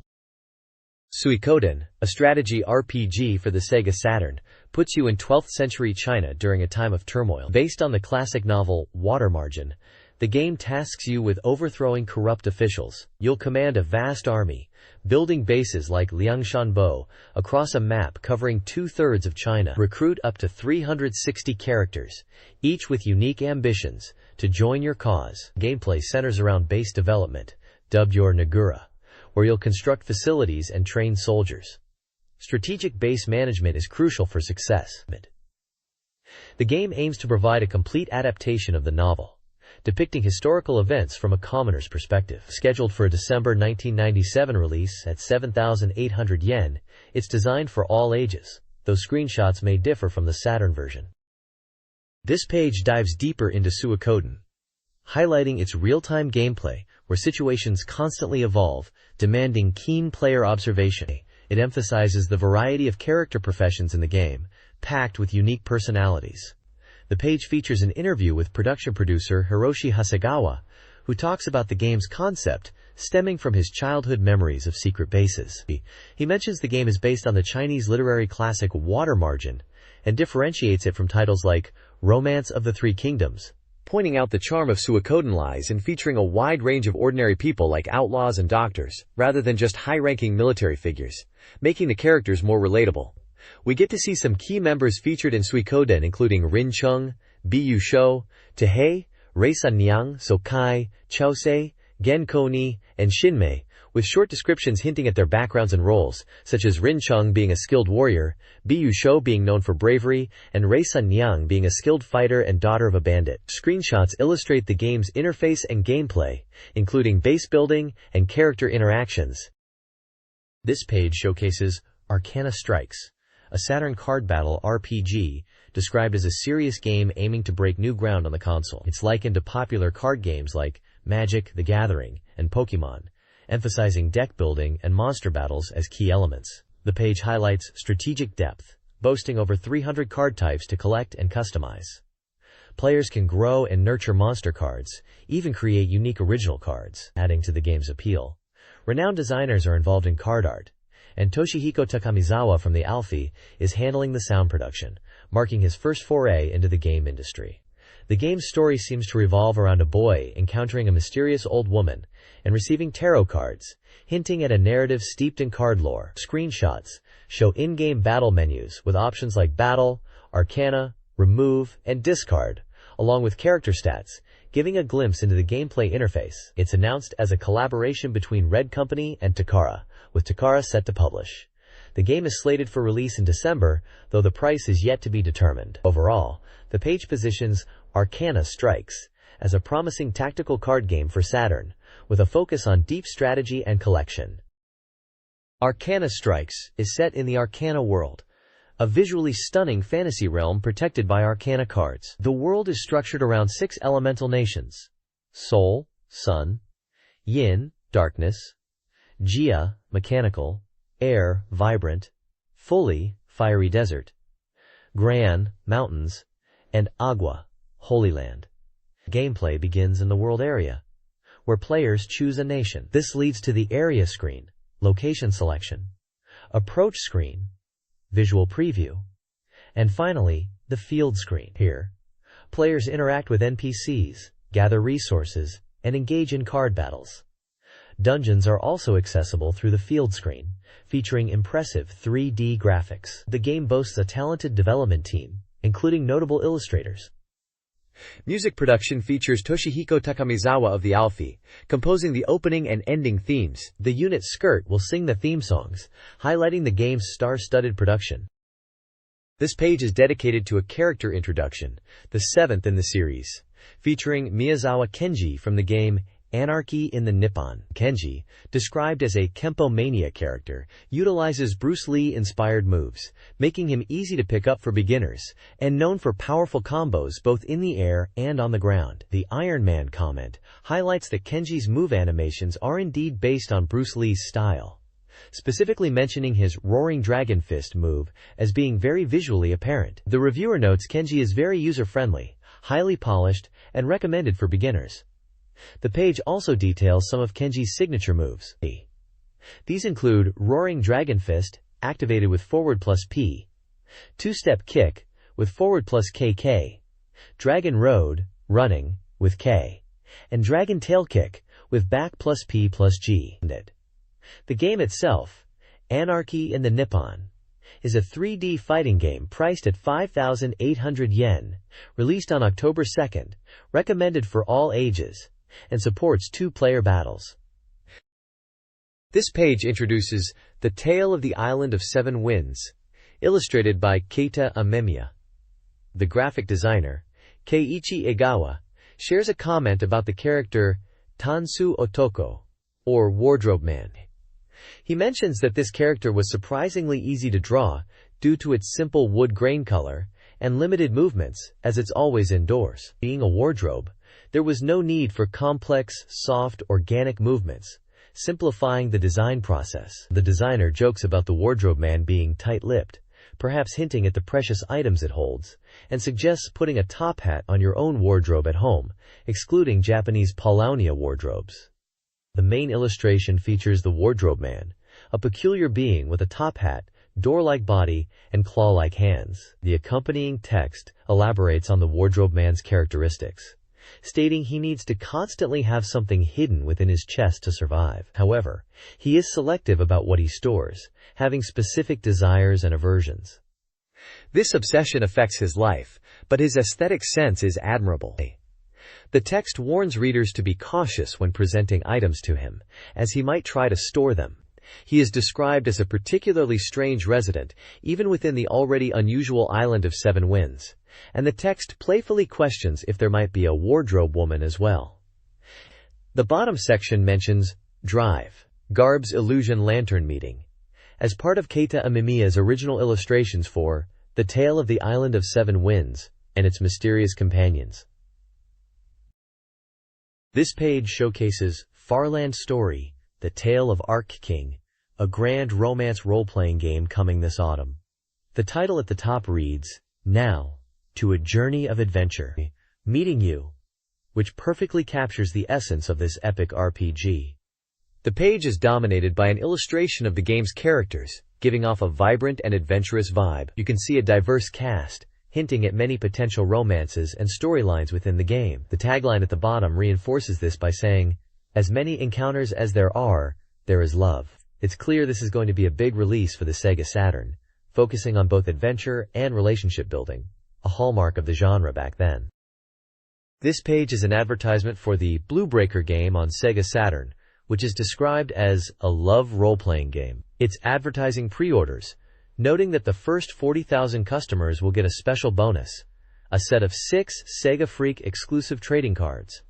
The text also says, As many encounters as there is love, reinforcing the romance theme.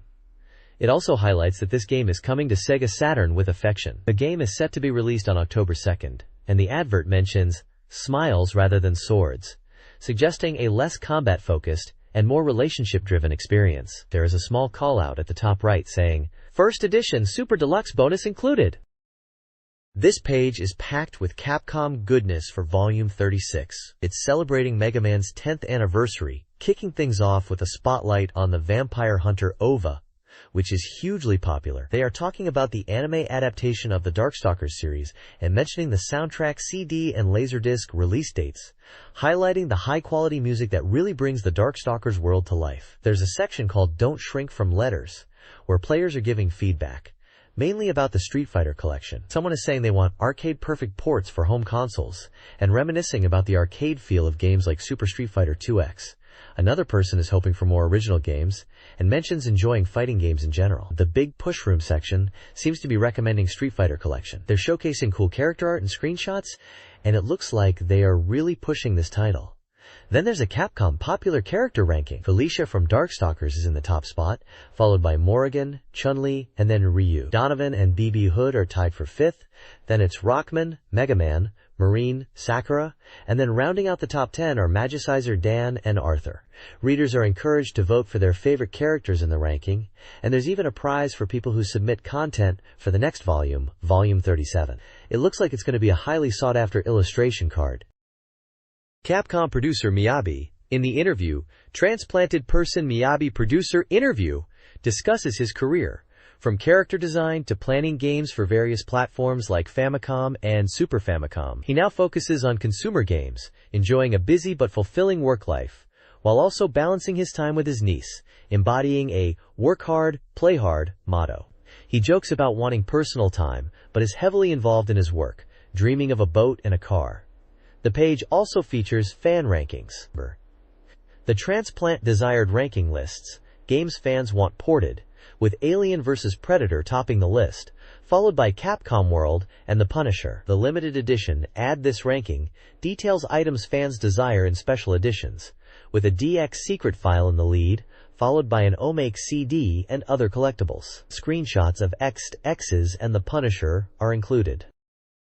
This page dives into the behind-the-scenes development of Marvel superheroes and X-Men vs. Street Fighter, focusing on the impact of the 4 MB RAM cartridge for the SEGA Saturn. It seems like an interview with Capcom's Miyabi continues from the previous page. They discuss how the 4 MB RAM cartridge really pushed the Saturn to its limits, allowing for near-arcade perfect ports. Miyabi mentions that with the RAM, they could get pretty close to the arcade experience for Marvel superheroes, though they admit they rushed the Saturn version a bit. For X-Men vs. Street Fighter, they aim to release it without much delay, and are using the 4 MB RAM cartridge to its full potential. They also touch upon fan feedback, seemingly in response to reader requests. There's talk about adding original elements to the home versions, beyond just arcade ports. Mentioned are the Dungeons & Dragons collection, and Shadow over Mystara, as being considered for arcade-perfect releases, again highlighting the 4 MB RAM cartridge's importance. The page also features a Shaky Autumn's Anakomi section, focusing on Captain America. It describes Captain America's classic costume, origins, and his role as a symbol in the Marvel Universe. This ties into the Volume 2 Captain America section, which showcases artwork of Captain America alongside screenshots from the Marvel Superheroes game, confirming his presence in the game. Recommended reading material is mentioned as Marvel Universe and Marvel X-Men magazines for further info.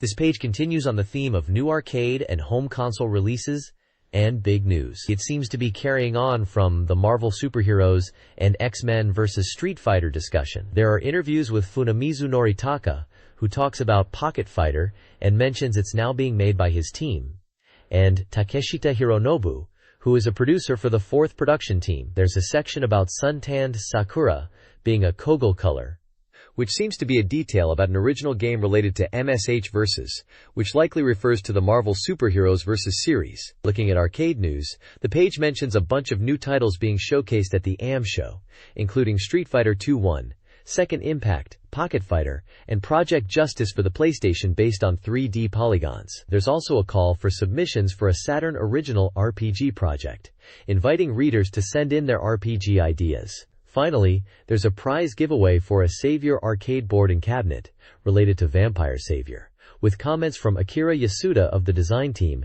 and an image of a Sega Saturn console. They are asking for illustrations of vampire savior characters for this contest. This page is a big reveal of all the hidden elements in Marvel Superheroes vs. Street Fighter. It mentions how popular Capcom's Marvel fighting games are, and dives straight into the secrets of this new game.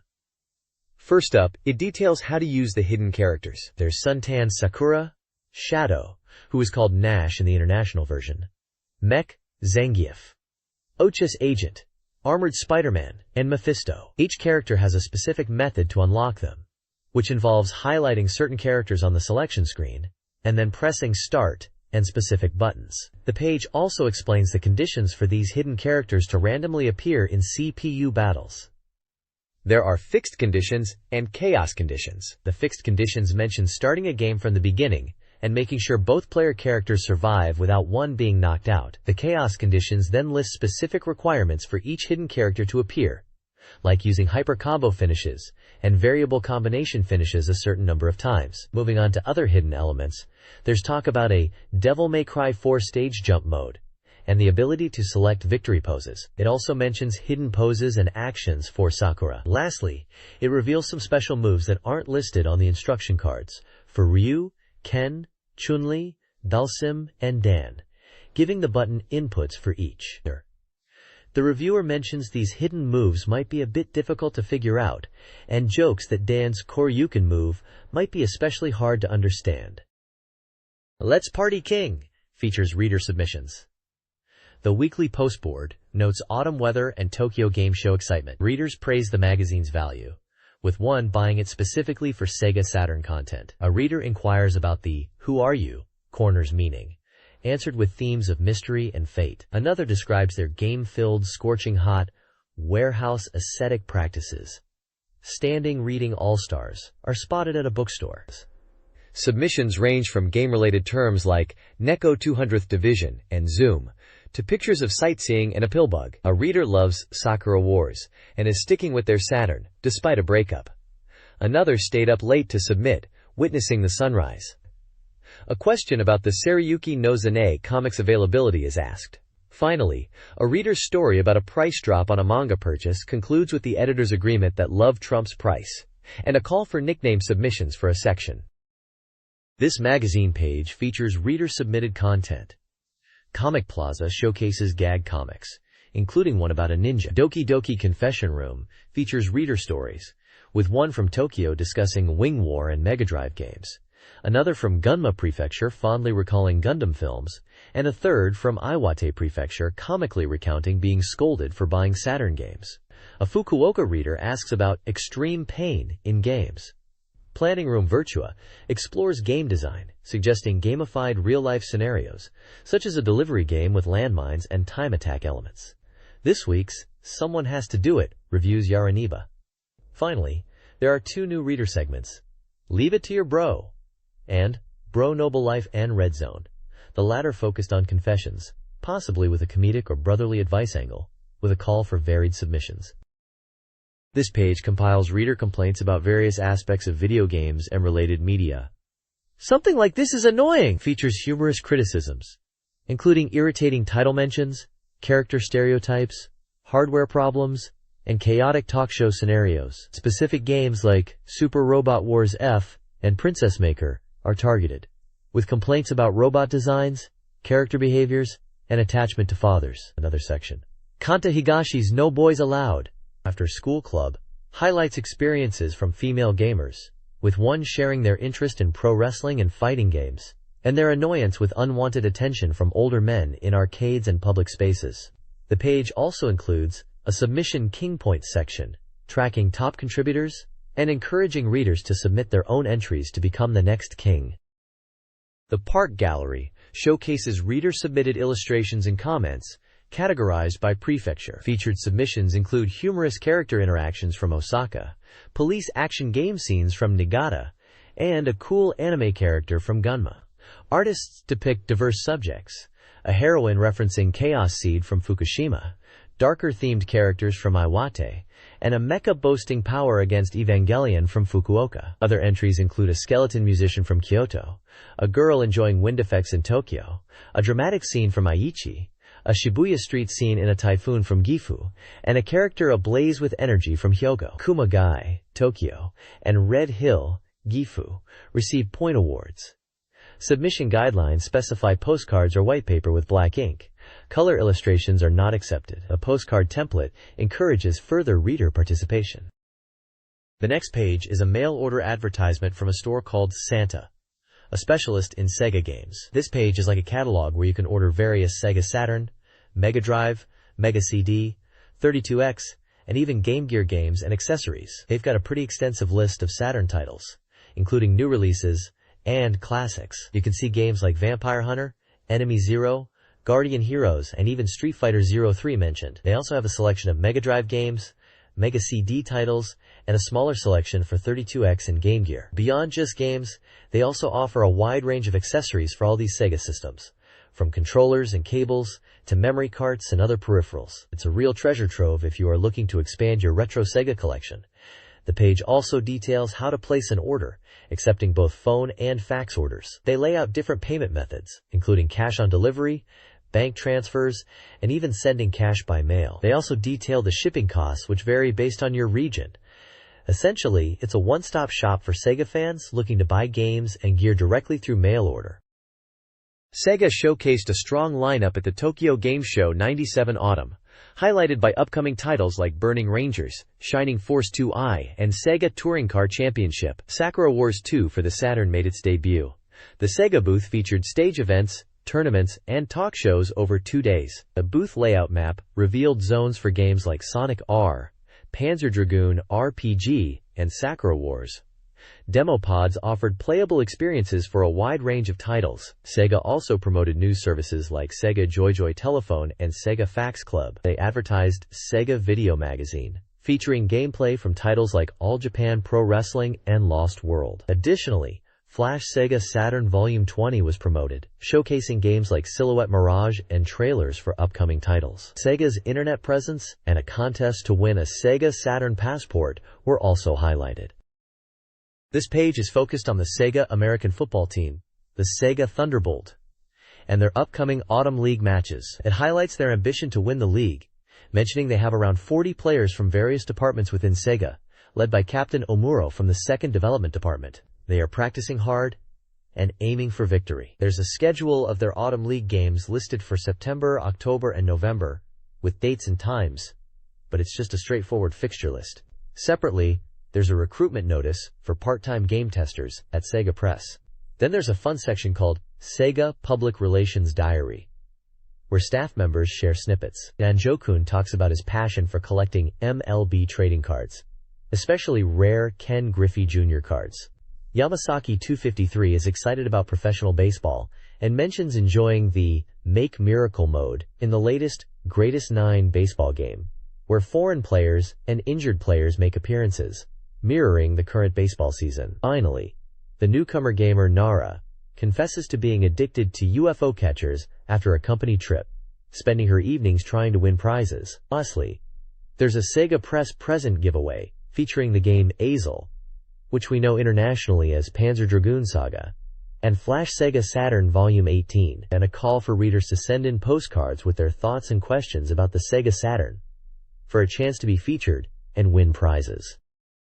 This page is the Sega Saturn Software Databank, covering game releases from November 1994 to September 1997. Think of it as a buyer's guide, providing a snapshot of available software with reader and magazine scores to help you choose your next game. It's essentially a huge list of games released for the Saturn during that period. You can see details like release dates, game titles, the makers, prices, genres, reader scores, and the magazine's own review scores. They also list compatibility, showing if games support things like the mouse, control pad, multiplayer, or analog controllers. Looking through the titles, you can spot some classics and interesting picks across various genres. For action fans, there's Virtua Fighter, Daytona USA, and Metal Fighter Miku. If you're into adventures, Myst and Rayman are listed.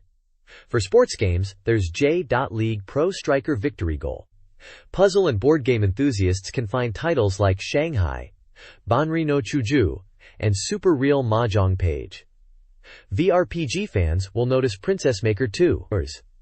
And for shooting games, there's Layer Section. The genres span across action, adventure, table games, sports, racing, puzzle, simulation, shooting, RPG, and more, giving a broad overview of the Saturn software library at the time. The next page continues the SEGA Saturn software databank, listing more games released for the console. This page is packed with even more titles spanning various genres, showing just how many games were available. You can see a huge list of games with details like release dates, prices, and importantly, reader and magazine review scores. It looks like they're still rating games based on genre and reader feedback. Looking at the titles, there's a mix of genres again. For action fans, you can see games like Virtua Fighter CG Portrait Series and Deep Fear. There are puzzle games such as Baku Baku Animal and Border Down. For RPG fans, titles like Princess Crown and Sakura Wars 2 are listed. It seems like a really comprehensive guide for anyone wanting to explore the SEGA Saturn's game library from this period, giving a snapshot of what was available and what players and critics thought of them at the time. The next page continues the SEGA Saturn game database and is packed with even more game titles. It looks like another long list of games with details like release dates, the maker, price, and importantly, reader and magazine scores. It seems like they are still giving scores based on genre and player feedback. Looking through the list, there's a real variety of games. Action games like Blast Wind, World Heroes Perfect, and titles like Cyberdoll and Galaxy Fight are featured. Puzzle games like Baku Baku Animal are listed again, along with games like Puzzle Bobble 2X. For strategy fans, games like Dark Savior are in there. It seems to be giving a really comprehensive overview of what you could get for your Saturn at this time. This page continues the SEGA Saturn software database, and it's another packed list of games with a wide range of genres. There's a strong showing for action titles with games like Fighters, Megamix, Saturn Bomberman Fight, oh, and Street Racer Extra. Puzzle fans have titles like Puzzle Bobble 3, Puzzle and Action, Treasure Hunt, and Actua Golf. For RPG enthusiasts, there are games such as Dragon Master Silk, Nightruth Maria, and Farland Story. Strategy games appear with titles such as Dungeon Master, Dark Lord. There's also a good mix of simulation and adventure games such as Advanced World War, Sennen Taikoku no Kubu, and The Convenience Store, Anomachi wo Dokusenseyo. The page also includes reader review scores and magazine scores for many of the games listed, giving an idea of how they were received at the time. The prices and release dates are also listed alongside each title, providing a comprehensive overview of the SEGA Saturn software available. This page continues the SEGA Saturn software database and is another packed page of games. It's really showcasing the breadth of titles available on the system at the time. Looking through, there's a good mix of genres. Action games are still prominent with titles like King of the Spirits 2 and Command & Conquer listed. Puzzle games like DX Jinsei Game, which might be something like a life simulation board game, are also featured. We've also got strategy games with titles like Civilization. The page also includes those reader review scores and the magazine's own scores, which are always interesting to see what the general consensus was back then. You can see the prices of the games listed too, which gives a good snapshot of the market at the time. It looks like there are also a few racing games in there and some adventure titles too. Overall, it's another solid page of SEGA Saturn software, continuing to give a good overview of what was available to players. This page is a continuation of the software database index, neatly organized into Japanese alphabetical sections. It's essentially a giant directory listing of SEGA Saturn games available at the time, with each title accompanied by a number, probably a page reference for more detailed info within the magazine. Looking at the A's section, we see a range of titles like Arthur and Astaroth's Devil World, Earthworm Jim 2, and Iron Man XO. The Ka section is heavily focused on fighting games, featuring both King of Fighters 95 and King of Fighters 96, along with Guardian Heroes and Chaos Control. Moving through to Sa, there's a diverse selection, with entries like Clockwork Knight, the GameWare series of compilations, and strategy titles like Gotha. We also see Side Pocket 3 for billiards fans, and the popular Sakura Wars series making an appearance. Overall, this page is a dense index, offering a quick way for readers to find information on a wide range of SEGA Saturn games covered in the magazine. spanning various genres from action and fighting to puzzle and strategy. It really emphasizes the sheer volume of software available for the Saturn.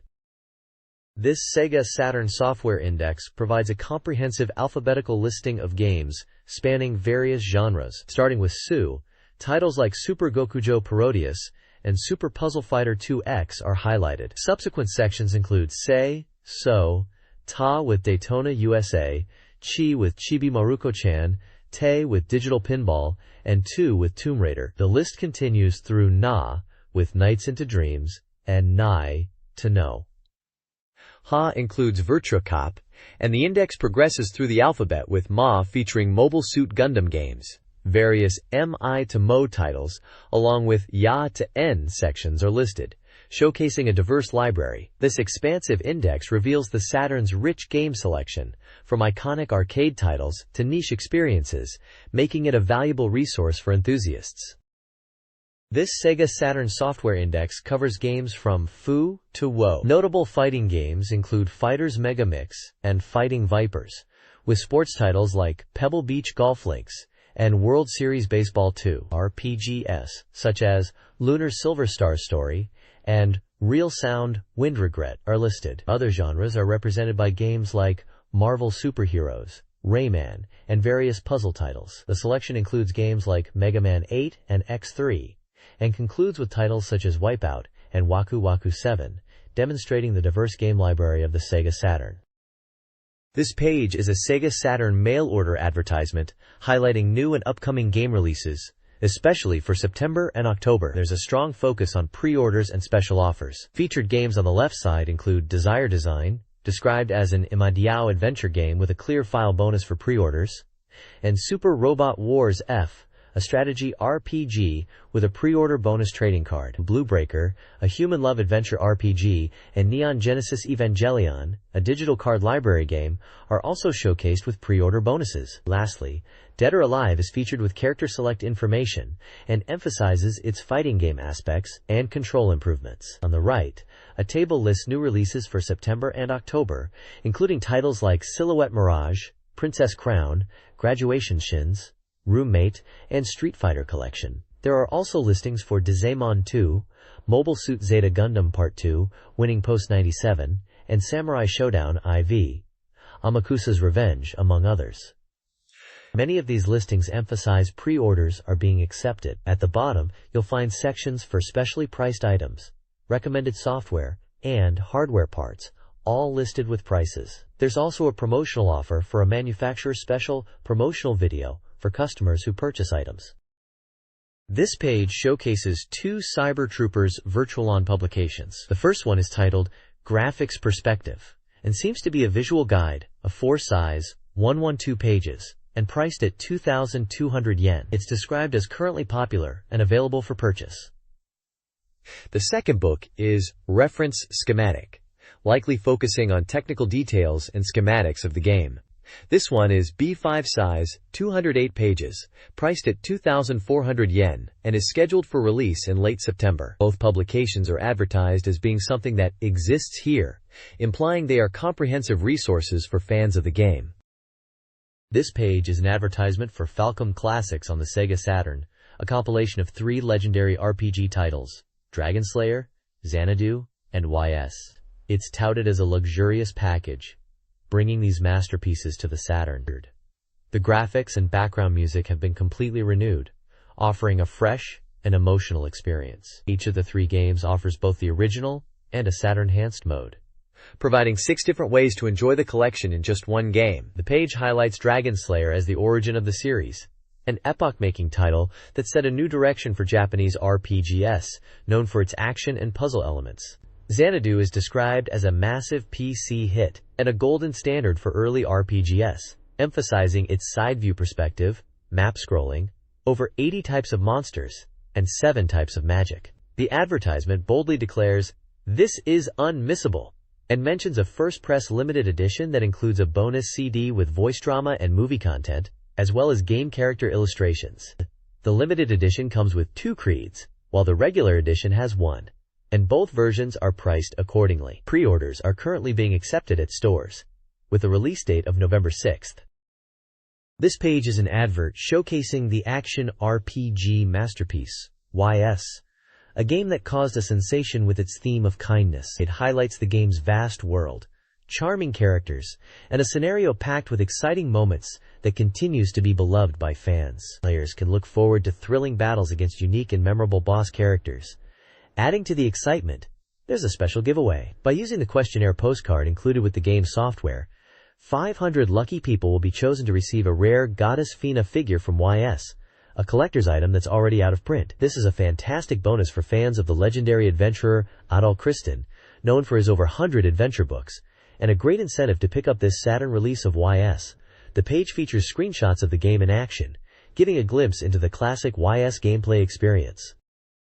This page showcases official guidebooks for several SEGA Saturn games. The Last Bronx official guide provides comprehensive strategies, character information, system explanations, and staff interviews for the fighting game. The Top Skater Trick Book helps players master the arcade skateboarding game, Top Skater. The Sonic Jam official guide, a full-color book, accompanies the classic Sonic compilation. Racing fans can utilize the Zero Yan Champ Doozy Perfect Guide, which covers both PlayStation and Saturn versions, offering tuning methods, ending condition reveals, and RPG strategies. Finally, the Magical Girl Pretty Sammy official guide promises to unlock all game events for fans of the anime-based title. Each guide promises in-depth game insights and advantages for players. This page is an advertisement for an original telephone card present for all applicants service from SEGA Saturn Magazine. It's a campaign where everyone who applies will receive a special SEGA Saturn original telephone card. There's a big chance to get it slogan emphasized. To apply, you need to cut out the application form and coupon from the magazine. The application deadline is September 30th. You need to send an 80 yen stamp and a 700 yen postal money order along with your application form. It mentions that you can choose one design from the telephone cards available, listed by numbers 1 to 15. The list of telephone card designs includes games like Virtua Fighter 2, Sonic Jam, Grandia, Slayer Goddess, Quiz Nanero Dreams, The King of Fighters 97, Sengoku Blade, Sengoku Ace Episode 2, Langrisser IV, Roommate Ryoko in Summer Vacation, Super Dimensional Fortress Macross, Do You Remember Love, Cyberbots and Samurai Spirits, Amakusa Kurin. It seems like there are 15 different designs to choose from.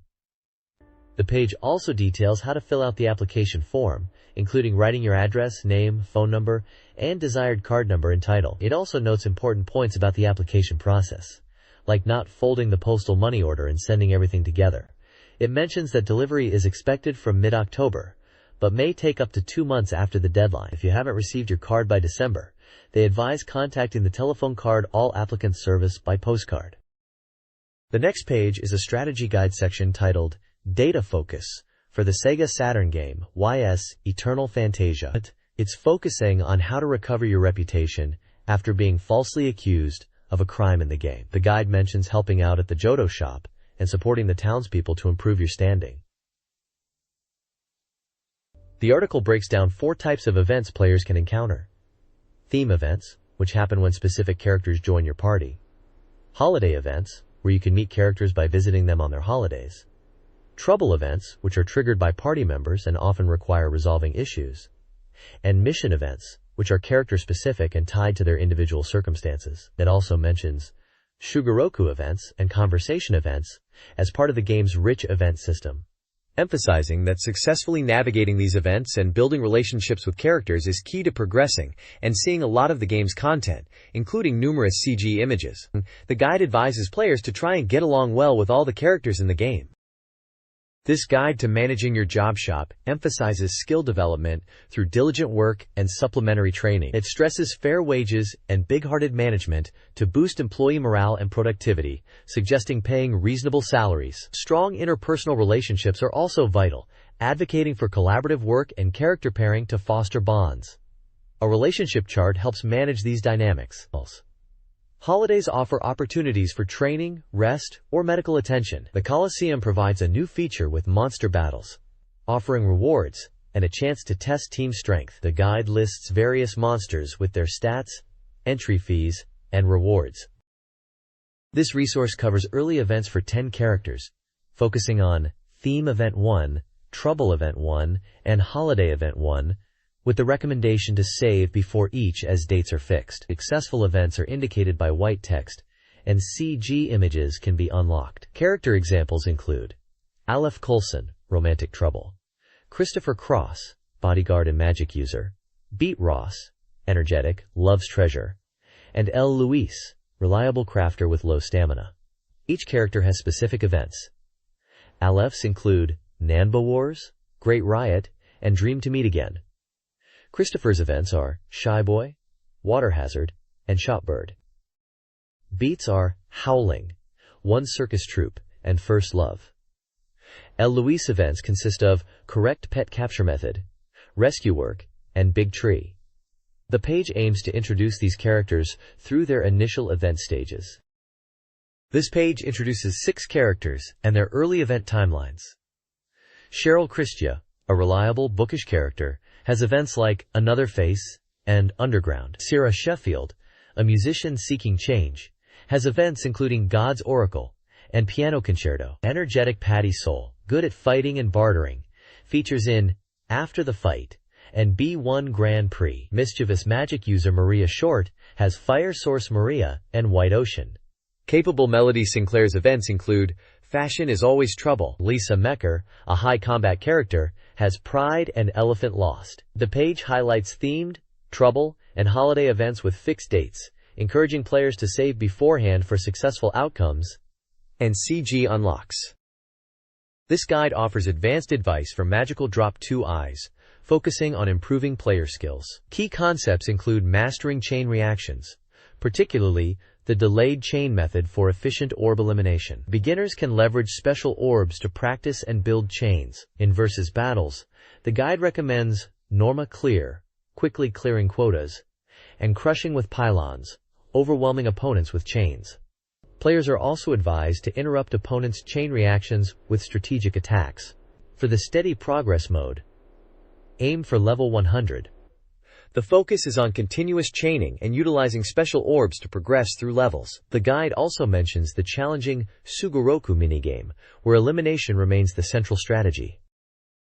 To unlock Black Pierrot in Magical Drop 2, complete Story Mode on Normal without using Continues, then defeat him. Beating Story Mode unlocks all characters except Father Strength, while Clear Data gives access to all 23 characters. Hanged Man, a beginner-friendly character, uses alternating column and row drop patterns, making him decent against the CPU, but less effective against humans. Moon, the Kogel, sends lines of blue and yellow color ice orbs, encouraging players to clear them in groups to overwhelm opponents. Hermit, the oldest character, drops with slightly lower outer columns. It can use color ice orbs strategically, responding to the opponent's clears with his own, confusing them while incrementally building attacks. This guide covers 4 characters in Magical Drop 2. Temperance focuses on 9 chain setups and clearing from the sides, but struggles with large line sends. Tower is a powerful chain builder. Understanding his drop order is crucial, and clearing from the edges is key. Fortune relies on arrow orbs, prioritizing them to clear lines and send garbage. Black Pierrot is deceptively difficult, using color ice orbs. The guide advises targeting top rows with side drops, and removing color ice when rows of 4+ are present. The core strategy involves timing attacks and focusing on chains.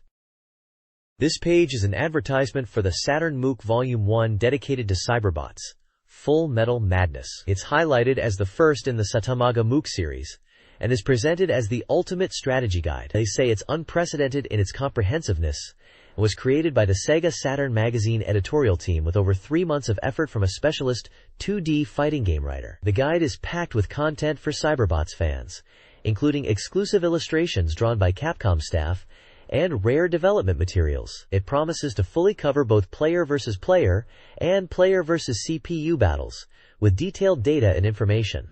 They emphasize the deep combo system of the game, claiming to cover everything from beginner to advanced techniques. This 160-page guide, of 5 size and format, is priced at 1,500 yen and is touted as a must-have for fans of cyberbots, brimming with Capcom staff illustrations and secret materials. This page introduces the very first full-length science fiction novel series in SEGA Saturn Magazine. It's titled Tsukyu Guren Tai, or Azure Crimson Squad. The first episode is called Lack of Sleep and the relationship of fireworks. The text explains that the Azure Crimson Squad is a bombardment unit associated with Meteor Company, known as JDF. They're tasked with dangerous missions under pressure. The story centers around three pilots, Hachiya Takaha, Aito Ryota, and Kunimura Rika, and the people connected to them in a sci-fi drama. On the right, you can see the Razaisen logo of the company who created the original concept, with the author listed as Yuichi Ishida. Below that is a writer's introduction for Ishida Yuichi. He mentions he was born in Tokyo in 1976 and currently lives in Machida City. He graduated from a technical high school. He talks about working on weekly serializations and experiencing panic. He describes himself as a perfectionist, but feels his abilities don't match his ideals.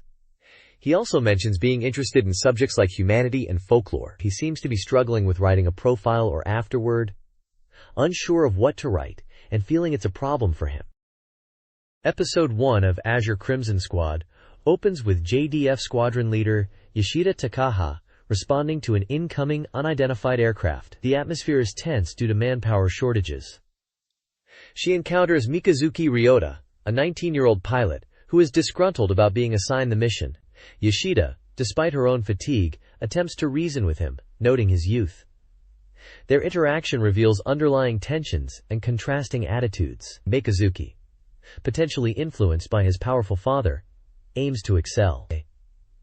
The narrative then includes a section about the game rationalizing, highlighting its positive reception and acclaim. Character introductions describe Yoshida as a reliable but bored leader, questioning her role, and Mikazuki as a skilled but antagonistic pilot, eager to prove himself. The episode sets the stage for their dynamic within a combat setting, hinting at future conflicts and their evolving relationship.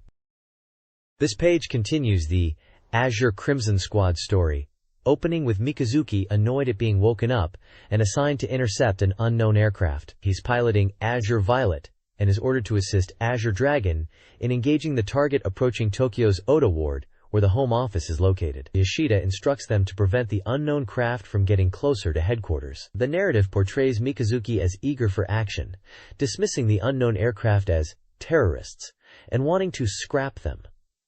Yoshida, however, cautions him to confirm if they are indeed terrorists, reminding him of the residential area below. Mikazuki acknowledges the order but seems more interested in a fight than careful procedure, his anger fueled by interrupted sleep. The scene shifts to Mikazuki piloting Azure Violet, rapidly gaining altitude, focusing on his sensors, but also visually searching. Sensors pick up a target, and a black boomerang-shaped aircraft emerges from the clouds heading straight for headquarters. Mikazuki confirms visual contact and increases Azure Violet's output. He's in the lightest JDF aircraft, Azure Violet, which allows for maximum mobility, quickly distancing himself from Azure Dragon to pursue the unknown enemy. The description emphasizes the aircraft's form as a flying boomerang and the urgency of the situation, highlighting Mikazuki's aggressive pursuit and the escalating combat scenario. In an aerial battle, Mikazuki, piloting the advanced Azure Violet, engages a mysterious black aircraft, the Black Kite. Ignoring caution, Mikazuki, eager for combat, deploys the NALS defense system, a unique force field with laser interception, highlighting JDF's dominance and earning them the nickname Azure Crimson Squad.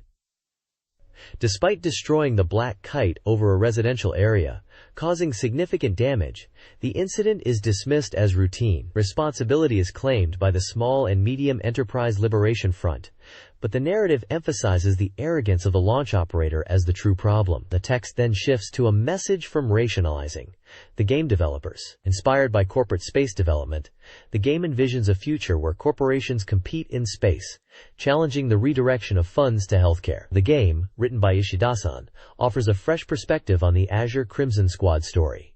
The disclaimer confirms the game's fictional nature. The text describes two columns. Game Day Show focuses on the upcoming Tokyo Game Show, anticipating the new venue, and addressing past space constraints. The writer is interested in industry trends, particularly the future of gaming beyond fighting games, and acknowledges the show's importance. They plan post-show coverage and are considering user costs and content. Ikesara no Bacha Kurashu is a returning column after a project delay. Ikesara addresses reader mail, including questions about Virtua Fighter 3 and other requests. Acknowledging delayed responses. The column focuses on sharing smiles and personal connections, showcasing this week's Yusuke-kun, and humorously requests more space for Virtua Fighter content. Readers are encouraged to write letters for quicker responses. The column concludes with a return to the daily Virtua Fighter routine and includes a screenshot. The Game Science Laboratory discusses hit detection in shooting games through a dialogue. The core principle is aligning hit detection with the player's perception of the enemy's center. Players intuitively aim for the center, so hitboxes should be designed around it, ideally using visual cues to guide the player. The discussion emphasizes the importance of this design, even in modern games, and the potential for player frustration when hitboxes don't align with perceived centers. Diagrams illustrate hitbox placement and the influence of elements like a ship's cockpit on player perception. Specifically, shots should cover the player's ship. The context focuses on vertical scrolling shooters, where horizontal screen space is less relevant. The ideal outcome is a small, intuitive hitbox for a more satisfying and fair experience. The conclusion highlights aligning hit detection with the visual perception of the enemy and properly covering the player's ship. This guide explains how to complete a magazine's reader survey postcard.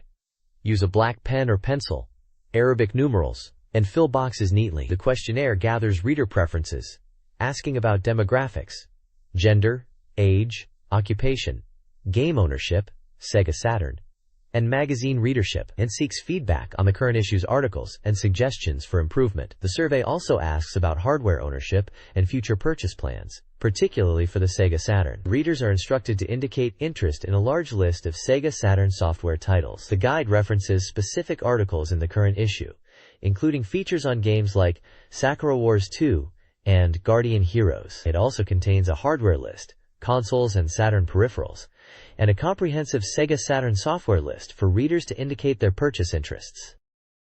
This page is a reader survey from SoftBank Game Magazine, aiming to gather information from its readers. It's asking about various things, starting with what game consoles readers currently own, listing a range from Super Famicom to Bandai Pippin, and asks them to select from these. It then asks what consoles they want to buy from the same list. They're also curious about when readers bought their first console and what it was, again from the same list of consoles. The survey wants to know about favorite game genres, listing options like role-playing, action, simulation, sports, puzzle, and adventure. Moving on. They're asking about the reader's monthly allowance, ranging from 0 to over 10,000 yen. Question 6 is about which game magazines they regularly read, with a big list including SEGA Saturn Magazine, Famitsu, GameWalker, V-Jump, and more. Question 8 asks about the reasons for buying this magazine, suggesting options like collecting it, for game info, to get new game info, because of interviews, and because of the number of games covered. They want to know when readers started reading this magazine, giving time frames linked to magazine milestones like the first issue, and renewals. Finally, it asks about when readers typically buy game software, from release day to a year after release or used. It's a pretty comprehensive look at the reader's gaming habits and preferences. This reader survey explores various aspects of gaming and the magazine itself. It begins by asking about purchase influences, ads, reviews, word of mouth, and important game buying factors.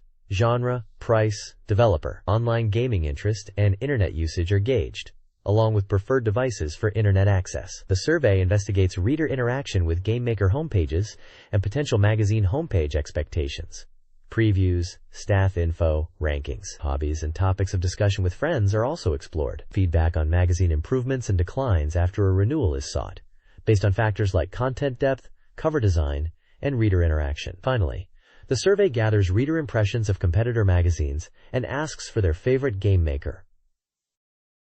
This page showcases the game Gaia Breeder for the SEGA Saturn.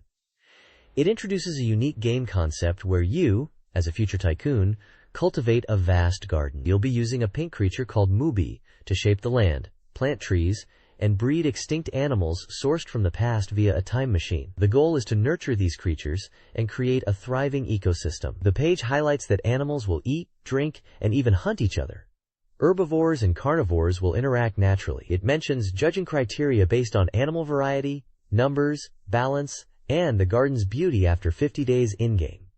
The aim is to become a master breeder by passing tests. Key features advertised include realistic breeding simulation, special modes, and its classification as environmental software. The release is slated for late November, priced at 5,800 yen before tax. There's also an internet link for the latest information. This page is dedicated to Those Who Hunt Elves Hanafuda Edition for the SEGA Saturn. It's promoting the game as a Hanafuda card game based on the popular anime series Those Who Hunt Elves. The advert highlights that this version brings the lively world of Hanafuda to the game, offering popular card game variations like Koi Koi, Hana Awase, and Oichokabu. It's scheduled for release on September 4, 1997, priced at 6,800 yen before tax. A special pre-order bonus is mentioned, an original Hanafuda card set designed by Yu Yagami, the series creator. The page also showcases screenshots of the gameplay and features photos of the voice actors from the anime, including Tomokazu Seki, Yuko Miyamura, Miki Nagasawa, and Yukana Nogami, emphasizing the voice cast from the TV anime are involved.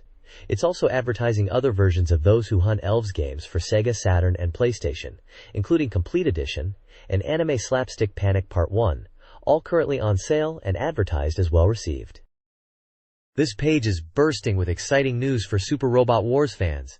It's screaming, "Emergency news!" about Super Robot Wars F becoming double somehow, with a follow-up announcement of Super Robot Wars F Conclusion Arc, Provisional, slated for release this winter. It seems like they are expanding upon the already huge Super Robot Wars F, which came out in September. The page also highlights a special Super Robot Wars history book, which is a bonus item for the second pre-order campaign. This book seems to cover a lot of ground, including game stories from the very first Super Robot Wars up to the fourth installment, along with terminology explanations and a gallery of illustrations created specifically for it. They even mention getting a color copy of this book and reintroducing it. There's also an illustration gallery showcasing newly drawn illustrations, and a Super Robot Wars terminology collection that explains game-specific terms. The Super Robot Wars Evolution and History section uses screenshots to visually walk through the series progression. Finally, there's a postcard corner inviting reader submissions. It looks like the magazine has been interviewing developers like Teradata and Sakata to get the inside scoop on these games and share the excitement with fans.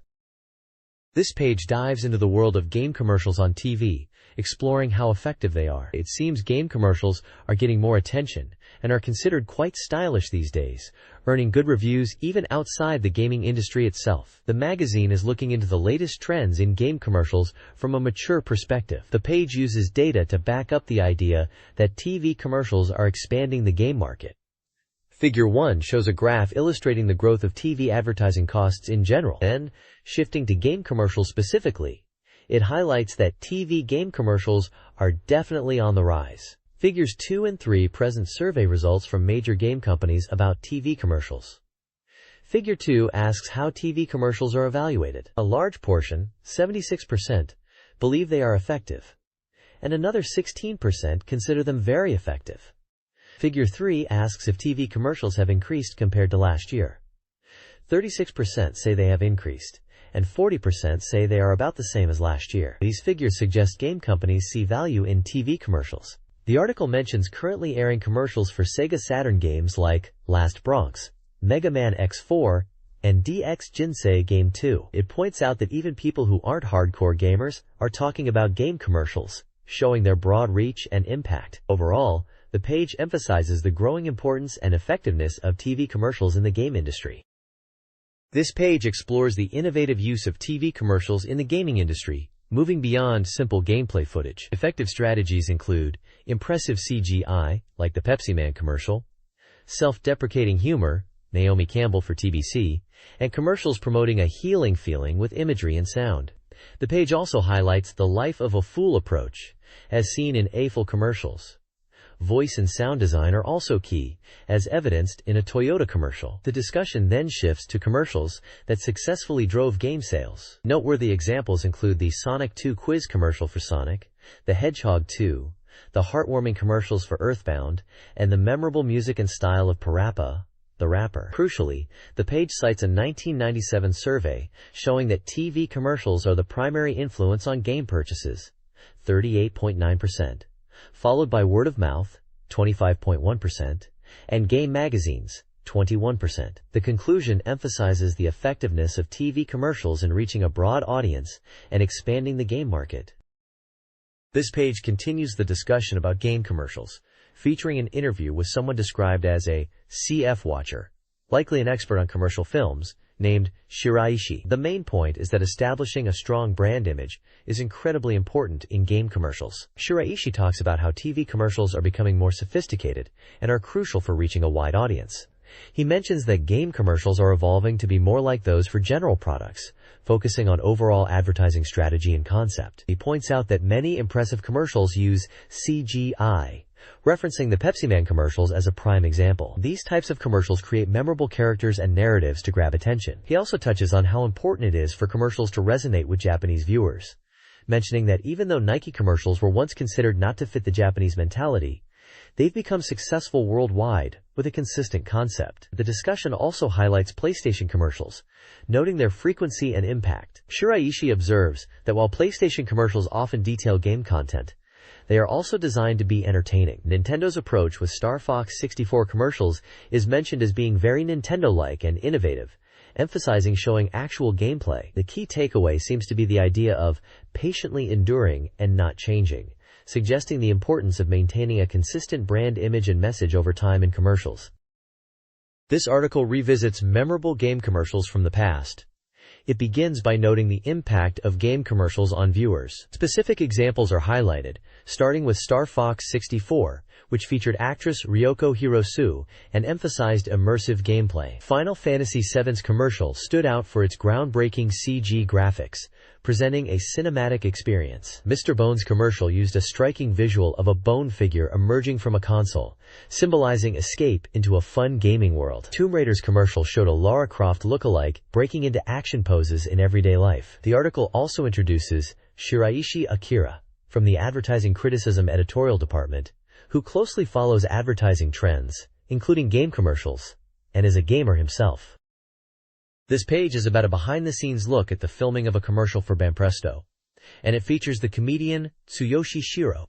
In an interview, Matsuda from Banpresto explains that they decided to use Tsuyoshi Shiro for this commercial back in February because they could create a cost-effective and quick ad using him. They felt he was a good fit for representing games on TV. The team discusses the challenges of creating a compelling game commercial within a tight 15-second time frame and conveying the true essence of a game in such a short burst. They are aiming to create something visually engaging and impactful, recognizing that games, with their visuals and sound, are well suited for television commercials. Matsuda believes that TV commercials, especially those featuring dynamic visuals, are effective for promoting games and have a significant cultural impact, particularly when combined with other media like magazines. They discuss the process of creating the commercial, including incorporating ad-libbed lines from Tsuyoshi Shiro and ensuring the final product effectively communicates the game's appeal. They also touch on the economics of TV commercials, noting that while costs are similar to before, the efficiency of production has improved,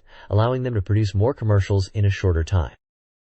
This page continues the behind-the-scenes look at the filming of the Banpresto commercial, starring comedian Tsuyoshi Shiro. It highlights the meticulous preparation for the shoot, showing the makeup process, studio setup, and pre-shoot meetings where the staff and Tsuyoshi discuss the details. We get a glimpse into the storyboard for the 15-second commercial for Pokan and Ipatsu Doranbo, which is based on the Saturn version of Time Fighters, also known as Time Boken in Japan. The storyboard panels illustrate the game scenes and Tsuyoshi Shiro's character in action. Tsuyoshi Shiro himself is interviewed, revealing his genuine love for games. He mentions enjoying games controlled with gamepads and controllers, and that he prefers character-driven games and collecting items, rather than focusing solely on high scores. He recalls watching Time Fighters cartoons as a child, and is excited about seeing which mecha will be featured in the commercial. He jokingly remarks that despite filming this lengthy commercial, he hasn't even received a copy of the game yet. Tsuyoshi encourages viewers to watch the commercial and play more games, stating that games are great, and people should immerse themselves in them, rather than just going outside to play. He believes the commercial will be interesting, and wants people to see it. This page is an interview with a Sony Computer Entertainment Promotion Planning Department manager named Sato Masatsugu, focusing on the PlayStation's advertising strategy. He talks about the desire to create original commercials that hadn't been done before for the console's launch. He mentions that initially, when they brought the PlayStation commercial concept to Sony, it was met with resistance because it wasn't considered typical Sony corporate culture. Sato explains that the Born PlayStation's commercial, which used only 1.5 seconds at the beginning and 1.5 seconds at the end out of a 15-second slot, was initially met with negative reactions from creators. However, it proved to be very effective in grabbing attention and establishing PlayStation's identity. He emphasizes the importance of originality, especially when SCE was starting out and needed to establish its own brand and business. He also discusses the difference between advertising games versus other products. He believes the fundamental principles are the same, but with games, especially SCE titles, they are often unique products unlike anything else in the market, setting them apart from other consumer goods like video cameras, where comparable products exist. The page also features a picture of Sato and an advertisement for the Handycam CCD-TR55 camcorder. The interview seems to touch upon the broader themes of branding and unique product identity within the context of the PlayStation launch. This page continues to explore the topic of impactful PlayStation commercials from SCE. It highlights several examples, starting with commercials that create a unique atmosphere and rhythm, becoming so memorable that people sing them. These commercials use a short 1.5-second burst for the PlayStation logo and sound to maximize impact. Another series of commercials, referred to as the 1-2-3 series, is described as surreal, featuring imagery of women in swimsuits, which leaves a strong impression. The IQ Intelligent Cube commercial is praised for its rhythmic music and visuals using block figures. The Minna No Golf, known internationally as Everybody's Golf, commercial is highlighted for its unexpected humor, showing an old man hilariously playing basketball. The Crash Bandicoot commercial is mentioned as being loud and intentionally frightening, aimed at capturing the attention of children. Lastly, the Total NBA 97 commercial creatively uses children to represent adult basketball players in a memorable way. The page also features a Goodwill ranking of CF for July within the toy category, where Total NBA 97 surprisingly takes the top spot. The article concludes by discussing the vital role of effective TV commercials in the game industry, asserting that high-quality commercials are crucial for the future success of game companies, and implies that SCE is leading the way with their impactful advertising strategies. This page is all about Passion Langrisser Volume 11 and features a roundtable discussion celebrating the launch of Langrisser IV. The developers and magazine staff talk about the development process, mentioning it was short and intense, particularly towards the end. They discuss the challenges faced and how they incorporated fan feedback into the game. There's a humorous exchange about the no pan or no panties topic, which seems to be a recurring joke or fan request within the Langrisser community. The team also touches upon the CG battles being a highlight, and how they aim to create impressive visuals. Alongside the interview, there's a section on hidden items presented as a funny comic strip, and a highlighted CG battle section showing an in-game screenshot. The page also showcases illustrations of popular female Langrisser characters, along with their names and associated regions in Japan. Finally, the page playfully questions if Passion Langrisser will continue as long as the Langrisser series exists, and hints at a possible future revival of the Passion Langrisser segment. This page showcases the latest and upcoming SEGA Saturn game releases. Under the new release title banner, there's a varied lineup, including what seems to be a Bishujo game called Fine Love, the classic puzzle action of Boulder Dash, and the racing title, Initial D. Wizard's Harmony 2 is also featured, along with something called Message Navi and an art book by Kutaku Makimura. For shoot-'em-up fans, Battle Garega is listed, along with the quirky-sounding Miniskirt Police and Gvector. Moving to the Coming Soon software section, there's even more to look forward to. Ochi Game Designer sounds like a game creation tool, and Momotaro Duchuki likely takes us on a journey with the legendary Peach Boy. Fighting game fans are in for a treat with Astra Superstars, X-Men vs. Street Fighter, and the Street Fighter Collection. Digital Pinball is listed, and Last Gladiators Ver 9.7 hints at an update to that series. For dating sim fans, Roommate, Ryoko and Summer Vacation is on the horizon, and music games are represented by Hip Step Idol and DJ Wars. Action fans can expect Soviet Strike, and I Miss You adds a touch of mystery. My Dream Waiting for Airtime sounds unique, and the detective adventure, Detective Minton's Investigation File, Clown Murder Case looks intriguing. Rounding out the upcoming titles are Desamon 2, Time Bokan Series, Doronbo Perfect Version, and Bubble Symphony. Throughout the page, there are colorful character illustrations that add to the excitement for these Saturn titles. This page highlights the Waste Area Beauties section of the game, Fine Love, featuring 7 of its 35 girls. The gameplay revolves around choosing a girl from 5 areas, conversing, and solving puzzles to unlock their images. The page provides profiles of 7 girls. Ishida I, 17, from Hyogo, is mature and perceptive. Arimori Megumi, 16, from Nara, is cheerful but sometimes selfish. Yagyu Mari, 17, from Wakayama, is gentle and friendly. Kambara Chisuna, 18, from Hyogo, is cultured and academic. Minagishi Riko, 16, from Osaka, is kind and shy with a love for animals. Sawada Minako, 17, from Kyoto, is competitive and stubborn. Finally, Kubo Naoko, 17, from Osaka, is energetic, enjoys physical activity, and is good at making stamina-boosting food. This page introduces Boulder Dash, a real-time simulation game where you build a town using 4 types of characters. The goal is to clear all 67 maps by strategically employing these characters. The page details the 4 character types: workers, who are the basic unit and gather resources; builders, who construct new buildings and repair old ones; soldiers, who defend the town and attack enemies; and scientists, who conduct research to create inventions requiring energy gathered outdoors. The game emphasizes strategic development, starting with building houses by deploying builders to increase the populations. Once you have larger houses, you can revert builders back to workers to further grow your population. When enemies attack, you can switch workers to soldiers for defense. The page also highlights the inventions created by scientists, showing icons representing these inventions in an inventory bar. It asks the player to consider which inventions to prioritize and suggests discarding older, unnecessary ones to free up space. Finally, it mentions that the shovel tool can also be used as a weapon in the game. The game is described as being 70% complete in development.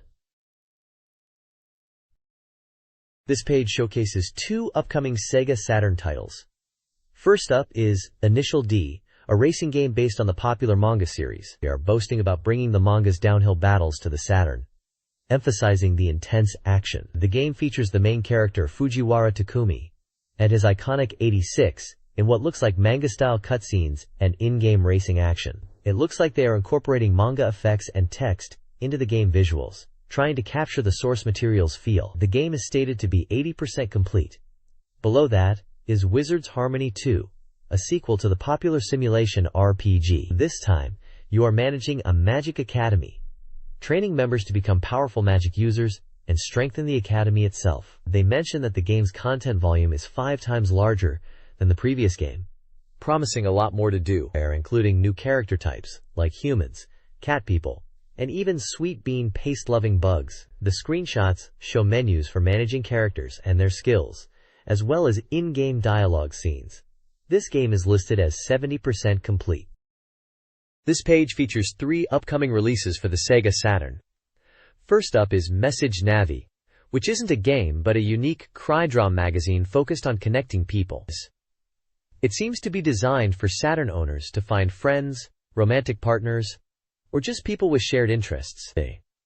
They've compiled personal ads from 1,000 people into this cry-drum, letting you search for others based on various criteria. It's described as a new media format, a cry-drum magazine for personal connections. Next we have Makoto Yoshiki illustrations, showcasing the artwork of Makoto Yoshiki, the character designer behind iconic anime like The Wings of Hanyamize, Nadia, The Secret of Blue Water, and Neon Genesis Evangelion. This is a digital art collection, boasting a massive 115 illustrations, including commentary from Yoshiki himself and even movie content. Lastly, there's a preview of Battle Garega, an intense shooting game aiming to recreate the hardcore arcade experience. You can choose from 4 different aircraft, each with unique special weapons, and battle through challenging stages. They highlight the strategic element of choosing the right aircraft and weapons, and mention 2-player co-op is also available with power-up features. This one looks to be a real test for shooter fans. This page showcases 2 games for the Sega Saturn. First up is Mini Skapolos, based on the TV show of the same name. It's packed with content, boasting 7 minigames that seem to cover genres like quizzes, shooting, and racing. There's also a photo studio mode, where you can view photos of the 3 Mini Skapolos characters, divided into making and image galleries, offering behind-the-scenes and posed shots. It sounds like they are really trying to capture the feel of the TV show within this game. And it even includes a staff roll movie when you finish the game. The bottom half of the page introduces G-Vector, a fully polygon-rendered 3D shooting game. It's described as a powerful continuation of 3D shooter games, focusing on massive boss battles. You play as the RG-74 fighter, humanity's last hope against alien invaders near Mars. It features a tail laser that can lock on to up to 8 targets at once, letting you take down multiple enemies. The boss battles are highlighted as a key feature, emphasizing the time attack element, where you have to defeat huge bosses quickly to get a bonus. It's set to be a tense battle against the clock and massive enemies. This page spotlights Block Designer Otsukuri Pawn, a unique game creation tool for the Sega Saturn. It's touted as the industry's first falling game construction title, allowing you to design your own puzzle games. The game is marked as 90% complete and scheduled for release on October 23rd, priced at 5,800 yen. It's described as a pack-and-soft and features a puzzle construction mode, along with a 2-player battle option. The producer, Kanazawa, shares a message apologizing for a slight delay in release, but emphasizes that they have incorporated many user ideas, and the development team has worked hard. They encourage readers to look forward to the final product. The page highlights the ample idea and save capacity of the tool, suggesting you can create and store a lot of content. The description mentions that the tool's specifications are already finalized, and they are currently in the debugging phase.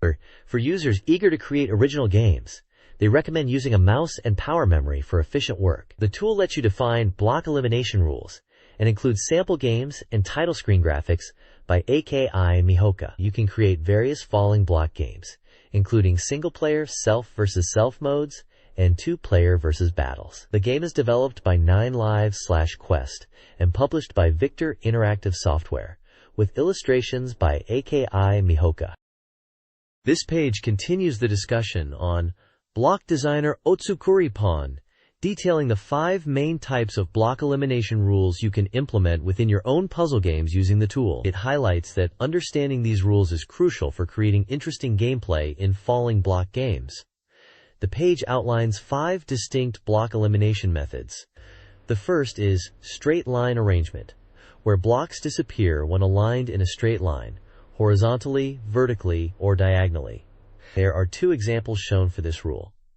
Next is same block, where blocks of the same color disappear when they connect in a certain number. Combination involves blocks disappearing when specific block combinations are created. The sandwich rule is similar to Othello, where blocks are eliminated by being sandwiched between other blocks. Finally, explosion involves special bomb blocks that trigger explosions and clear surrounding blocks when they detonate. Below, there's a section showcasing a rich variety of sample games created with the tool.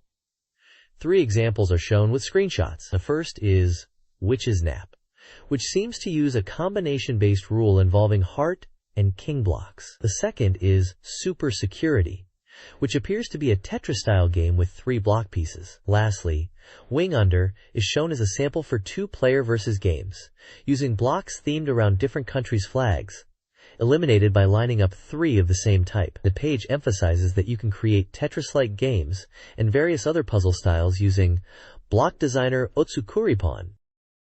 This page introduces 3 new character illustrations for title screens in games created with Block Designer Otsukuri Pawn. Beyond the already known Elpa, 3 new girls are showcased. Character 1, with a bright style suitable for colorful backgrounds like in Wangen Tedaburu. Character 2, a neat girl for cool games, featured in Pokuju Monogatari, which flips the screen. And Character 3, a mature, silver-haired girl, used in Fusishu Aiaizu, a game with unique left-to-right block movement. Each character is designed to fit a specific game atmosphere, demonstrating the customization options available to users for their title screens. This page is all about festivals and the upcoming Momotaro Dentetsu Daidochuki game. It's highlighting the mountain and valley aspect of traveling throughout Japan and experiencing local events. The article mentions that while summer festivals might be over in real life, in the world of Momotaro Dentetsu, festivals happen all year round, each tied to specific locations and times. The page showcases a list of these destination-based festivals, like the Kumano Festival in Kumamoto, the Itsukushima Shrine Grand Festival in Miyajima, and many more happening across Japan in different months. These festivals serve as events within the game, and when players arrive at a destination during a festival period, they'll be greeted with fireworks and festival parades. It seems these festivals might offer rewards beyond just money or gifts, with different bonuses based on the location. The bottom section promotes Momotaro Dentetsu Daidochuki itself, describing it as reaching its final stages of development. It mentions the inclusion of battle elements in the Momochu turn, a new feature. The game is slated for release on September 25th by Hudson, priced at 6,800 yen, and supports 14 players. The article teases deeper dives into sound production and interviews in later pages. Overall, it's a preview, emphasizing the festival events within the game, and setting the stage for the release of Momotaro Dentetsu Daidochuki. This page continues the focus on Momotaro Dentetsu Daidochuki. It highlights exciting events that players can encounter, such as discovering an oil well in the mountains of Akita if you're quick enough, potentially bought for 200 million, and promised to be a super profitable venture with a 200% profit margin at settlement. There's also a farmers' uprising event that can occur in Momochu during the Edo period, where farmers revolt and could potentially seize one of your properties. The page also introduces pitfalls as warp points scattered across the map. These are described as random teleportation points that can move players to different locations, adding an element of chance to map traversal. Furthermore, the article delves into good fortune or bad luck situations, describing the various omamori, or charms available in the game to help players navigate tough times.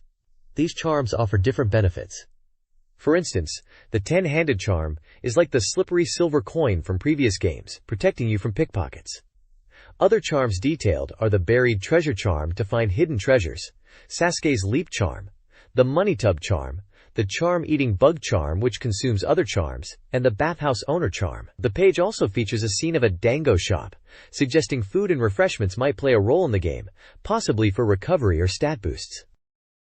Takekawa Yukihide, composer of Momotaro Dentetsu Daidochuki, discusses his approach to game music composition in the interview, First Time Experience, enjoying the Japanese Western eclectic style work. He emphasizes the difference between song and game music, focusing on creating a suite of scene-specific melodies. The game's music embodies the Weiyo Setsuchu, Japanese Western eclectic style, concept, blending traditional Japanese instruments like shamisen and koto with Western elements and sound effects for a unique sound. Takekawa collaborated with game developers using textual scene descriptions to understand the desired mood. He describes the feedback process, including instances where his initial compositions were tweaked to better suit the game's atmosphere. The goal was to create music that complements the game's playful and thematic style. Takekawa Yukihide, composer for Momotaro Dentetsu, discusses his music for the game.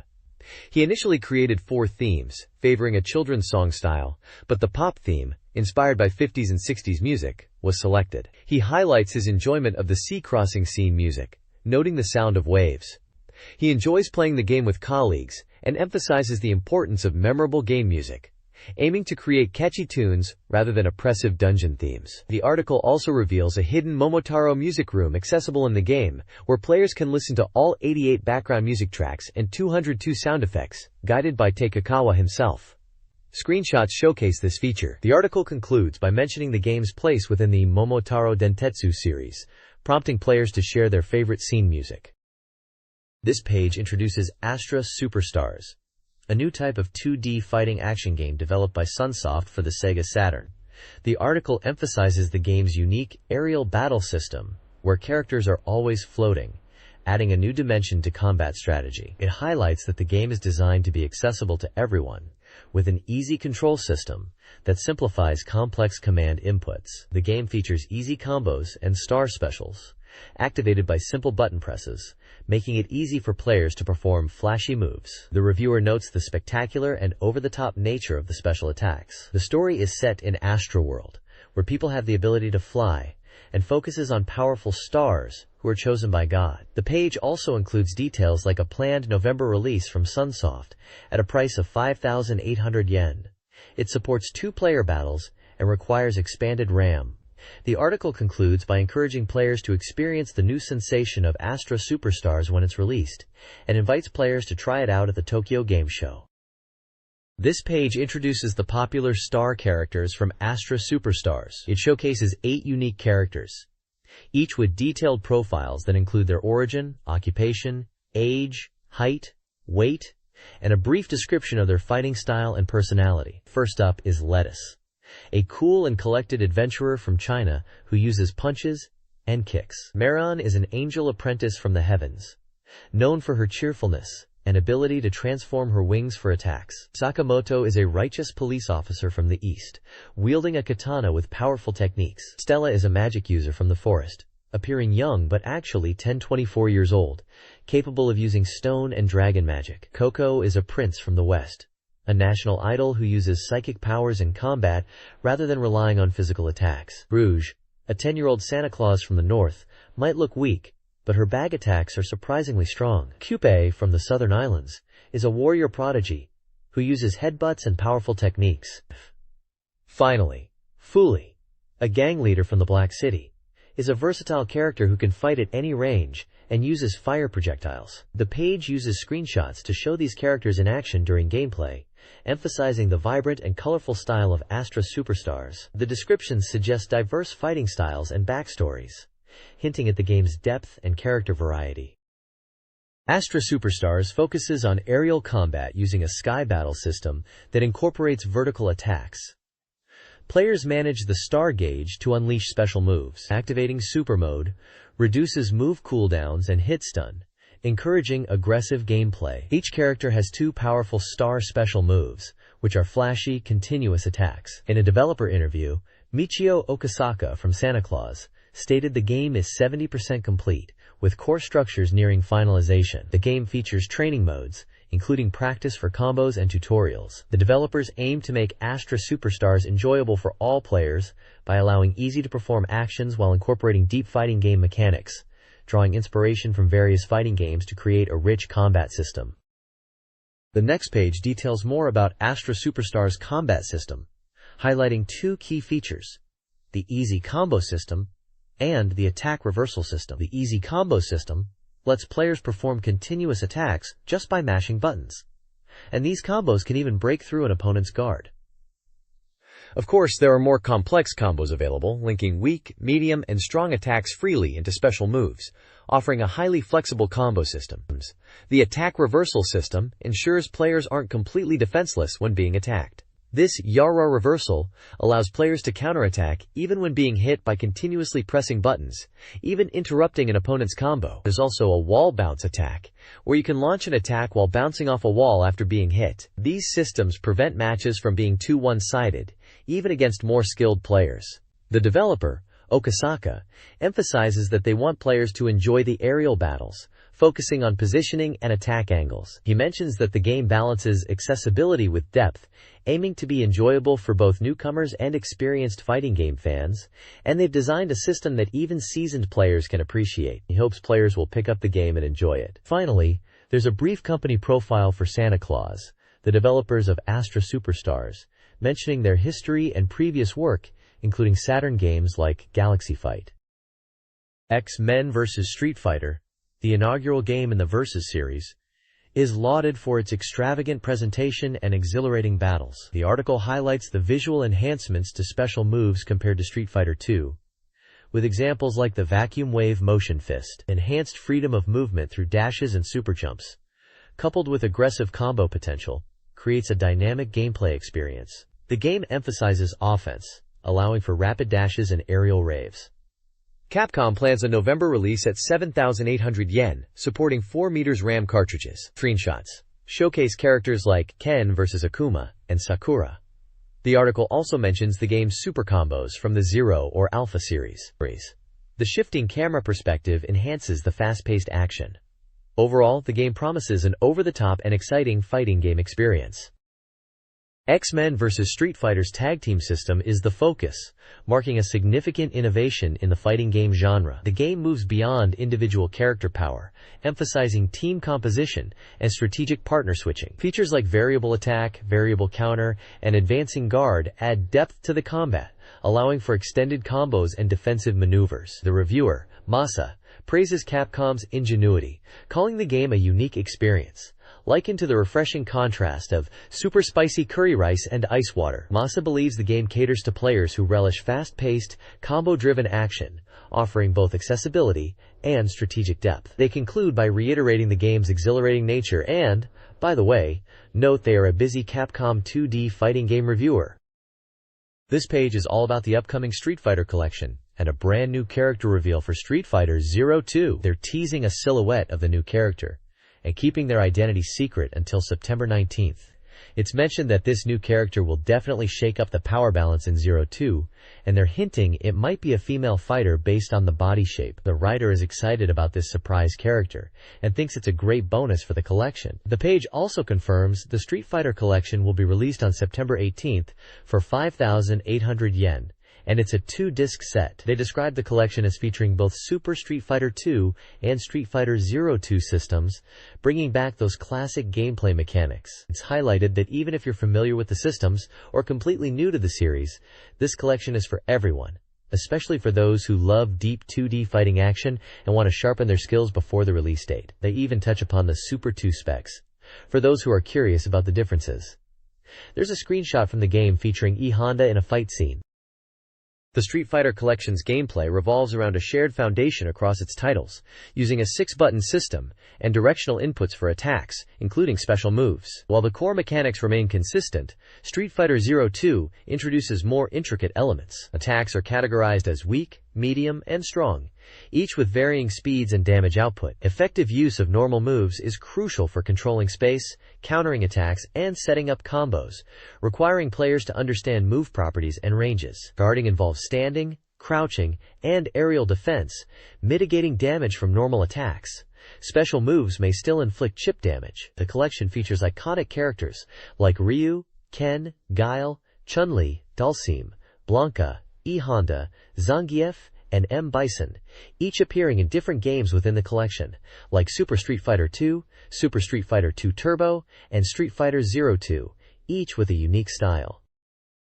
This page delves deeper into the mechanics of Street Fighter 02, highlighting the new Super Combo and Original Combo systems. It explains that Super Combos are powerful moves that require a filled gauge and complex inputs, unlike regular special moves. Original combos are presented as an evolution, allowing for automatic combos through complex inputs, but with the player controlling each move individually, offering customization and potentially higher damage than super combos. The page also details the zero counter, a counterattack that can be performed while guarding, costing 1.5 levels of the super combo gauge. It's described as less damaging but with a higher hit probability than other attacks, useful in tight situations. Another new feature is quick recovery, enabling players to escape knockdowns by pressing down and punch or kick buttons upon landing, with different button strengths affecting the recovery distance.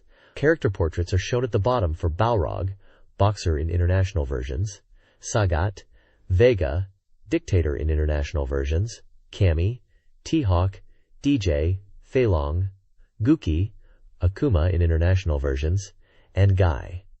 The page emphasizes the strategic depth added by these new mechanics in Street Fighter 02. This guide details gameplay mechanics and character introductions for Street Fighter 02.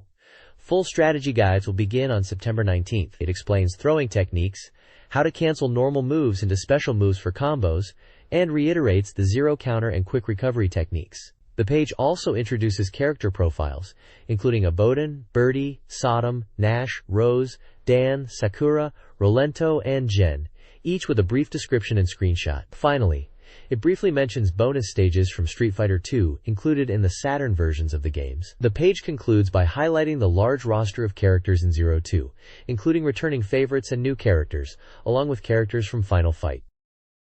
This page is an advertisement for Last Gladiators Ver 9.7, a digital pinball game from Digital Pinball and Kaz. It's promoting the new version, highlighting improvements like a refined algorithm for more realistic ball movement, a more user-friendly game status display, and even a trial version. There's also a special online competition called the Necronomicon Crimson Challenge, using the Gladiators pinball table, running from release day until the end of October. Amazing prizes are up for grabs, real pinball machines. For those who already own the original Last Gladiators, there's user support and version upgrades available at a discounted price.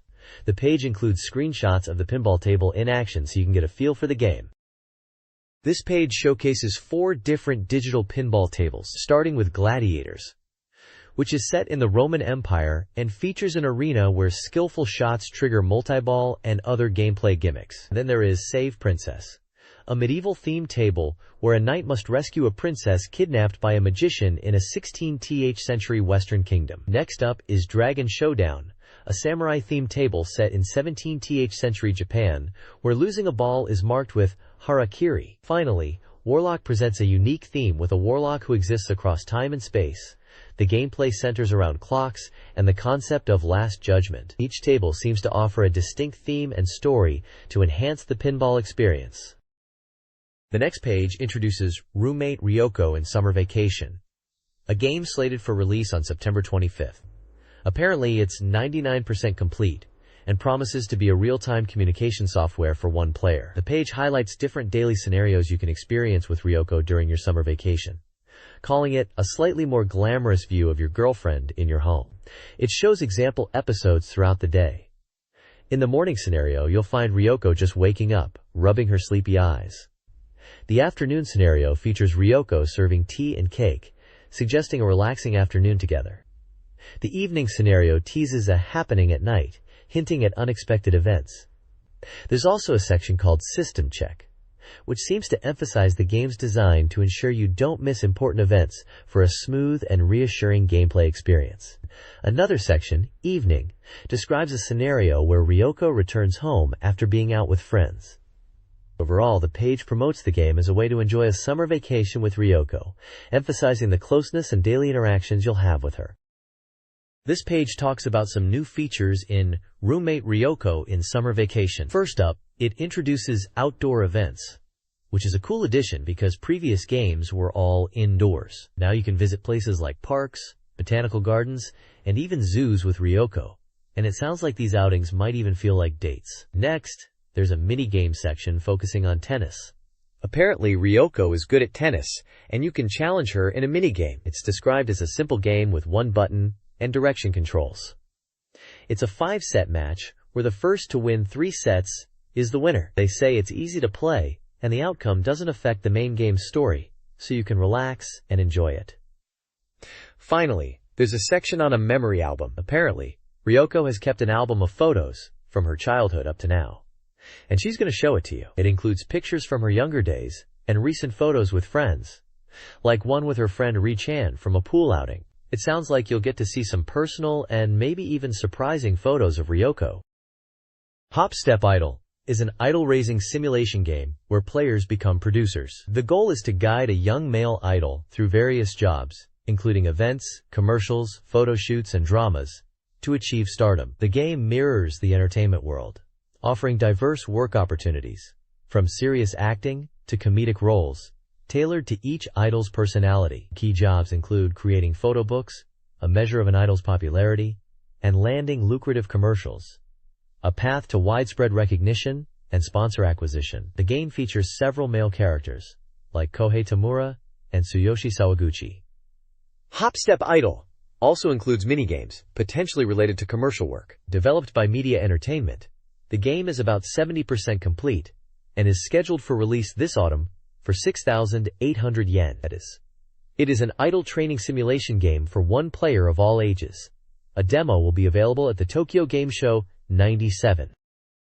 This page dives into the world of male idols and their appearances in various media beyond just games. It highlights the opening movie concept, suggesting that players will get a glimpse of the everyday lives and personalities of the idol candidates before they become famous. We see introductions to several characters who seem to be idol types, like Yukihiro Kawai, shown working at a fast food restaurant, and Yuta Saotome, pictured playfully interacting with dogs, showcasing their offstage personas. There's also Heisuke Hamaguchi, Ryoko Saka, Makoto Aihara, and George Iwasaki, each with a snapshot suggesting different facets of their lives or careers. The page also features a drama special called White Tiger Squad, indicating that idols are branching into acting roles, specifically in a historical drama setting. Then there's a section dedicated to movies and drama, discussing how trendy dramas, even big NHK historical dramas, are increasingly featuring idols. Movie appearances are highlighted as crucial for idols to gain recognition. The text touches on the potential for scandals and the importance of maintaining a good public image for these idols. Finally, it introduces V-Kids, a 5-member idol group aged 14 to 18, trained from a young age. They are described as a popular idol group holding annual concerts, suggesting a level of success and dedicated fan base. This all paints a picture of the multifaceted careers and media presence of these male idols, going beyond just the game and into broader entertainment avenues. This page is all about Soviet Strike on the SEGA Saturn, highlighting it as a game that's easy to pick up and play despite initial impressions of complexity. The reviewer mentions that the graphics are simple but engaging, and they believe Saturn users will be drawn to it. The page breaks down the gameplay into 2 key elements: attack and recovery. For attack, it explains how to destroy enemy weapons and facilities using various armaments and semi-auto targeting, emphasizing strategic aiming. Recovery focuses on rescuing hostages and recovering items on the field using a winch, noting that players need to be careful as enemies are present even during rescue operations. There's a section on Super Apache initial equipment, which shows different weapon packages you can choose at the start. It lists 4 types: balanced load, power type, snipe type, and guerrilla type. Each type has different combinations of chain guns, Hellfire missiles, and hydro rockets, and the page provides a table with attack power stats for each configuration. Another table shows the compatibility of weapon packages and wing chip equipment, indicating which combinations are optimal for different playstyles. Overall, the page gives a good overview of the game's core mechanics and weapon systems, suggesting it's an action-packed and strategic helicopter shooter. This page is all about Soviet Strike and dives into the game's mission structure and characters. It kicks off by saying even though the graphics are detailed, it's still a really intense and exciting game. The page breaks down 3 missions. Mission 2, Maze-like Shoke, 5 seconds before. Sounds like a tense hostage rescue in a complex facility.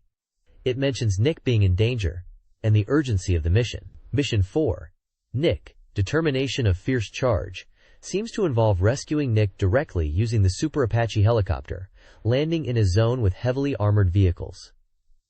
Mission 7, Big Fireworks Explosion, is described as a final mission where you have to go all out and destroy a Soviet base. Apparently, Nick infiltrates this base, and you need to rescue him with a winch amidst massive explosions. There's also a spotlight on Nick Arnold, described as this week's man.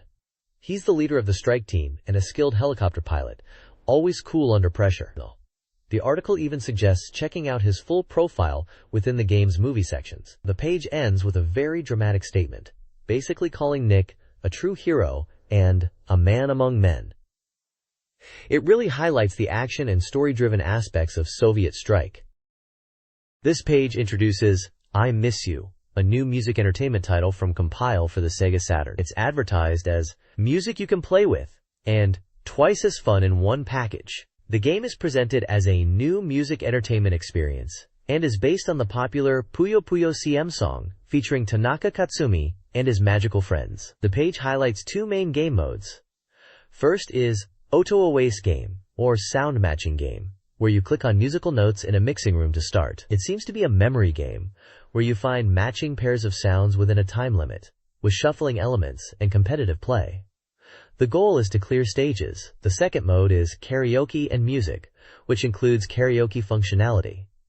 You can enjoy singing along to songs, seemingly including TV versions and rock versions. It suggests you can sing famous songs and have fun. The game is scheduled for release in September at 1,980 yen and is described as a music game magazine that supports 2 players. This page introduces I Miss You, a new music entertainment title featuring a promotional video filmed in Thailand with Tanaka Katsumi. The video depicts agents infiltrating an organization, leading to tank battles. A profile of Tanaka Katsumi is included, detailing his age, 29, radio show, and discography, including singles and video releases. The page also highlights a minigame, Samurai Mole's Mogura Tataki, Whack-A-Mole, accessed within the mixing room. Players hit samurai moles, who are part of a band on a watermelon, using the X, Y, Z, A, B, and C buttons. Successful hits trigger cute reactions, and there's a versus mode, culminating in a boss battle against a drummer. The mixing room section, a 3D environment, allows interaction with items, triggering sounds, and visual effects. Touching specific objects can elicit comical reactions, such as angering the mixer's brother. This page is diving into DJ Wars, which looks like a cool music simulation game heading to Saturn. They're calling it a music simulation, and it's currently 70% complete, aiming for release this autumn. Their reviewer sounds hyped, saying the development is going smoothly, and they are putting in 120% effort, promising something hot, and to really look forward to it. The page then explains DJ and DJ play, giving a bit of history about disco from the 70s and the rise of clubs. It talks about how disco culture evolved into clubs, and how DJs are the main attraction in these spaces. They emphasize the core essence of DJing is about mixing records, using effects, and getting the crowd hyped. And that's what DJ Wars is all about. They give examples of DJ work using Pattern 1 and Pattern 2 diagrams. Pattern 1 shows switching volume from A to B at key points, like changing the rhythm with bass drum sounds. Pattern 2 builds on this, connecting melodies A and B, suggesting that depending on the song, Pattern A might look even cooler. The checkpoint box highlights that both patterns are about making the music sound impressive by controlling the tempo, BPM, and bass drum timing. It seems like DJ Wars is letting you get hands-on with these DJ techniques. DJ Wars, currently in development, features a story mode where players become DJs. You can choose from 5 main characters: Tapil, Steel, Alex, Yuhi, and Anita. The game also includes RPG elements with sub-characters like Faye, Rita, Kenta, and Yoshida, who will interact with your DJ journey. DJ Wars aims for realism, recreating DJ techniques such as adjusting record speed, pitch control, and tempo matching. Players can even use their own crudes. The game draws inspiration from real-world sources, including Joseph Robinson's album, 7. The controller setup includes functions like crossfader, track start/stop, deck selection, and headphone monitoring. The in-game interface displays playtime, mix functions, pitch adjustments, and track progress. The game is shaping up to be a comprehensive DJ simulator. This page showcases My Dream On-Air Gamate Nakute, a voice actor training simulation game. You take on the role of a journalist who follows aspiring voice actresses for 2 years, interviewing them and supporting their dreams. The game emphasizes voice casting, allowing you to choose voice actors for characters. It boasts a multicasting system where your casting choices influence the story and events. The page highlights that the game is created with input from actual voice actors, and that different voice actresses will lead to varied character development and storylines. Screenshots show gameplay elements like character stats, schedules, and interview scenes. We can see character portraits and a voice actor selection screen featuring names like Kanai Mika and Terako. The game is set for release on September 18th by Nihon Create, priced at 6,800 yen, and coming as a 2 Candelas simulation. The Coming Soon Soft section notes the game is 100% complete and includes a promotional message. Essentially, it's a deep dive into the world of voice acting from a journalistic perspective, allowing players to shape the careers of these aspiring stars. My Dream On-Air Gamate Nakute places you as a reporter actively supporting aspiring voice actresses. You'll advise them, help them find opportunities, and offer a listening ear. Gameplay centers on building relationships through interviews and casual chats, which unlocks deeper interactions and more effective guidance. You'll utilize information and items found in the game world, like audition details and even items like Coco, to aid the girls. Your efforts culminate in magazine publications, earned by successfully pitching articles about the actresses. The game features a multicasting system, where you can choose from various voice actresses for each character, impacting story and character development. Examples of selectable voice actresses for Haruka Harusato include Tarako, Matsumoto Rika, and Mitsuishi Kotono. This page delves into Clown Murder Case, a mystery-adventure game set in a circus where a clown has been murdered. The game, investigated by the Minton Police Department, poses the question, why was this clown killed, and why did it have to be him? It's a mystery-adventure title coming soon from Riverhill Soft, slated for release on October 23rd at 5,800 yen. It's a single-player game, recommended for all ages. Early purchasers get a special red and black drink set. The story unfolds in a circus about to start performances, where the body of clown Charles Dubois is found in a wagon. The murder weapon is a knife, suggesting an inside job. Suspicion also falls on a knife-throwing youth who recently failed a performance. The page introduces 4 key members of the circus troupe and their testimonies. There's Mary McLaren, the victim's sister and a lightweight performer, who suspects her knife-throwing brother but doubts he's the culprit. Multan Ruddock, a seemingly good-natured old man, finds police involvement troublesome. Marcus Bigley, the tent manager, appears cooperative but might be hiding something.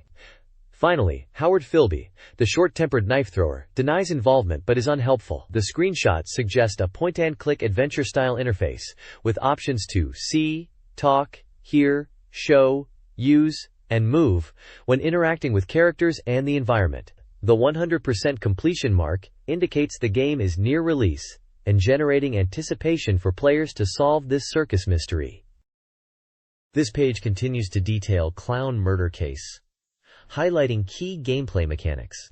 It emphasizes that solving the mystery relies on thorough investigation, encouraging players to examine every nook and cranny of the environment. Items you pick up are crucial for progression, and might even be needed from town shops to advance your investigation. The page then dives into the interrogation mode. Revealing suspects won't easily give up information. You'll need to use a dedicated interrogation room, and adjust your approach based on each suspect's personality to get to the truth. Suspects listed include Jalal, Multan, Mary, Joe, Howard, and Dewey. Another crucial aspect is street investigation. Set after a murder on August 6th, with no initial witnesses, you're urged to interview townspeople about suspicious individuals from the previous day and the circus troupe's movements since their arrival. The game world spans 2 days and nights of investigation. It's noted that the circus leader is staying in room 1 of the hotel, and although he is a suspect, cooperation with him is key. Remember to present your id when meeting people for the first time. Finally, the page praises the game's visuals, describing them as a beautiful fusion of illustrations and CG technology. It highlights the detailed townscapes and the game's overall visual appeal, achieved with full polygon backgrounds enhanced by hand-drawn elements. The development of these 3D visuals is noted as a significant effort, taking 2 years to realize. This page is all about Digimon 2 for the SEGA Saturn, highlighting it as a tool for creating shooting games, specifically focusing on fire effects, calling it a fire expression tool. It boasts 4 different editors to help you craft your own shmups. The article showcases 3 sample shooting games made using Digimon 2, Biometal Gust, Ramsey, and Dio-P. It mentions the game's publisher Athena, the release date being October 9th for 5,800 yen, and that it's a shooting game supporting 2 players of all ages. It will work with the Shuttle Mouse, Saturn floppy disk drive, and Multi-Terminal 6. A reviewer, a 19-year-old from Hyogo Prefecture named Kaizoku Bantaro, says Digimon has a long history of creating Digimoners, or shooting game design addicts, and expresses excitement for the upcoming Saturn release. There's also a section revealing a secret schedule for Digimon, showing an April calendar, possibly related to the game's development timeline, and cartoon mascots named Dizami and Dizako at the bottom of the page. Digimon 2 features 4 key editors for creating shooting games. The graphic editor Picture Tarot focuses on dot art, crucial for the visual foundation. The polygon editor Polykichi utilizes pre-made polygon parts, allowing for impressive character and mecha designs even without dot art expertise. The music editor Soundmaru enables users to compose music and sound effects through a sequencer-like interface, even without musical knowledge. Finally, the assemble editor Kumiko-san is the final stage, where all elements, graphics, animations, music, and game logic are combined to create the game. This includes defining enemy patterns, stage backgrounds, and difficulty balancing. The article emphasizes the importance of perseverance throughout the game creation process. culminating in a simple game-level screenshot and anticipation for future reports. This page is all about the SEGA Saturn game. Time Boken series, Boken to Ipatsu Doranbu Perfect Version. A shooting game based on the classic Time Bokan anime series, specifically focusing on the Doranbo gang from Yatterman. It's described as a fully loaded experience, expanding on a previously well-received PlayStation version by adding new movies and background music. The page highlights the charm of the three evils, the Doranbo gang, who are the central characters in this game. Gameplay-wise, it's a shooting game, where you'll be taking down enemies using aerial attacks. They mention common enemy types called Zoro Mecha that appear in groups, and an interesting item called Mecha Element, which unleashes more Zoro Mecha when you're in a pinch. Weaponry includes the Dokuro bomb, activated with the B button, and by using these bombs effectively, you can unleash the giant mecha, making you invincible for a short time. Music is a big focus, featuring background tracks from the anime. A really unique feature is the inclusion of karaoke mode, allowing you to sing along to anime classics like Yatterman's song, with lyrics displayed on screen. The game is coming from Banpresto, and was slated for release on September 25th, priced at 5,800 yen, and is suitable for all ages. The Coming Soon soft section boasts 100% completion, emphasizing full voice acting and a true Doranbo experience. It sounds like a fun, feature-packed shooter for fans of the Time Bokan series. Time Bokan, Bokan to Ipatsu Doranbo Perfect Version is a game celebrating the Time Bokan anime series. It features the villainous Doranbo gang, with 9 playable mecha, including original designs alongside classic villain vehicles. The game includes catchphrases and trivia from the original series. The game's structure involves boss fights against Zenadama Mecha, built by Doranbo to defeat the heroes, highlighting the importance of villains in the story. The theme song is composed by the original composer Masayuki Yamamoto, with a special movie version available. 8 stages are confirmed, each featuring a different hero or team of heroes from the Time Bokan universe as opponents. This suggests a comprehensive celebration of the entire series. Bubble Symphony, the second installment in the Bubble Bobble series, is coming to SEGA Saturn. This highly anticipated puzzle action game features cute characters and is aimed to appeal to a wide audience, including girls. The game maintains the core gameplay of the arcade version. Players control dragons who blow bubbles to defeat enemies and progress through stages. The story involves transformed humans, now dragons, needing to defeat enemies to regain their human forms. The SEGA Saturn version offers all 4 playable dragon characters, including the girl character previously hidden in the arcade version. Each dragon has unique traits and gameplay hints. Players can utilize strategic bubble attacks and special items, along with stage elements like keys and note panels, to enhance gameplay. The stages themselves are described as colorful and fun, promising an accessible and enjoyable experience. This page from the SEGA Saturn Soft Complete Guide section is focusing on post-release game content. It seems this installment is a bit sparse, featuring only 1 game this time, though the magazine promises the next issue will be packed with content. The page is numbered 179 and mentions page 180, hinting at a continuation. The featured game is Elf wo Karu Monotachi Hanafuda Hen, showing an anime-style character who appears to be holding or wielding blades. The page itself seems to be a strategy guide or overview for players who are already playing the game to help them enjoy it more thoroughly.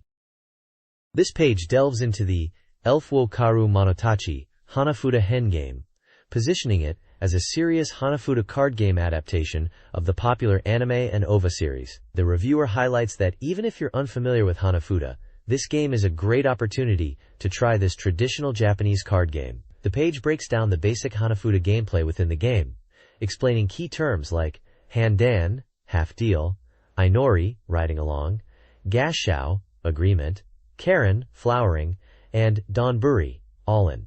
It also details some fundamental winning hands, Yaku, in the game, emphasizing easy-to-understand combinations like Tsukimizake, moon-viewing sake, and Hanamizake, cherry blossom viewing sake. The page offers advice on how to improve your game, suggesting players familiarize themselves with basic winning hands first. It also touches on the Oichokabu mode, describing it as a simple card game where players aim to get a sum close to 9, similar to blackjack, and mentioning it features 11 different characters. Screenshots illustrate gameplay elements, including card combinations for winning hands and examples from the Ochokabu mode. Overall, the page seems designed to encourage players to dive deeper into Elf Wokaru Monotachi, Hana Fuda Hen, by clarifying the rules and offering basic strategies. This guide focuses on strategies for Elf Wokaru Monotachi, Hana Fuda Hen, covering both Koi Koi and Hanafuda modes. In Koi Koi, a fast-paced 1v1 mode, the advice centers on building high-scoring hands and strategically calling Koi Koi. The free battle mode allows players to compete for high scores against any character. The Hanafuda mode, designed for story mode with 2 opponents, emphasizes building point-scoring combinations and obtaining parent status. The match ends when no more cards can be played. Character-specific strategies are also provided. For instance, Celsia is predictable in Koi Koi, Garbera is aggressive in Hanafuda, and Annette is fast in Koi Koi. The guide concludes with fundamental tactics, such as aiming for a quick win in Koi Koi and taking the lead in Hanafuda. This page introduces Kirameki Star Road Intro Club, a new arcade game from Taito. It's described as an idol training simulation, where you, the player, become a producer to guide a girl into stardom. The game seems to be a mix of rhythm and quiz elements. You scout girls in town, train them, and participate in quizzes to boost their parameters like vocal skills and popularity. The quizzes are varied, including intro quizzes and song quizzes. The girl's growth and the ending depend on her parameters, impacting even minigame content and map animations. The page highlights the importance of fan support, which is influenced by your performance in quizzes. It also mentions street performances as crucial for gaining popularity when initial fan numbers are low. The game seems to offer different locations for performances, like shopping streets and festivals. The page also features screenshots showing gameplay elements like quizzes, character interactions, and map screens with performance locations. The overall tone is enthusiastic, inviting players to become idol producers and guide their chosen girl to become a star. Kirameki Star Road Intro Club offers more than quizzes, featuring mini-games like dance lessons and gravure photography, which impact your character's progress. You can choose mini-game types and quiz categories.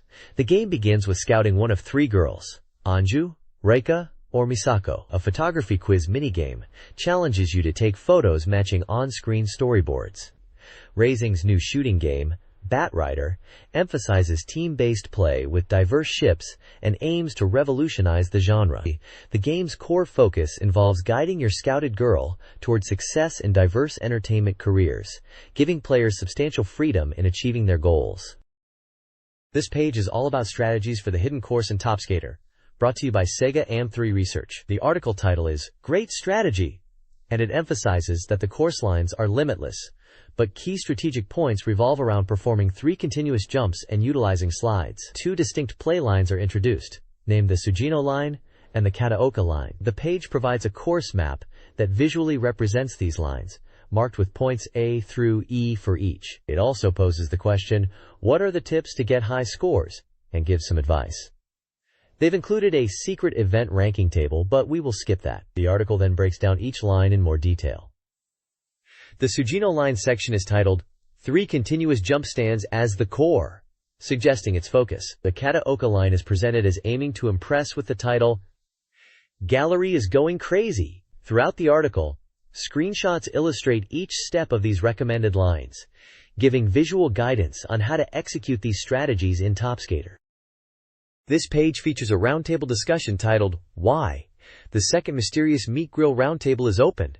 It seems to be a relaxed chat after the Top Skater tournament. The participants are Sujino Kenichi, the director in charge of the forecast tournament, Fujima Kenichi, the chief programmer who is described as a huge Fujiko F, Fujio, Doraemon creator fan, Katu Yusuke, who is a TS buff, and Masakato Daisuke, a columnist.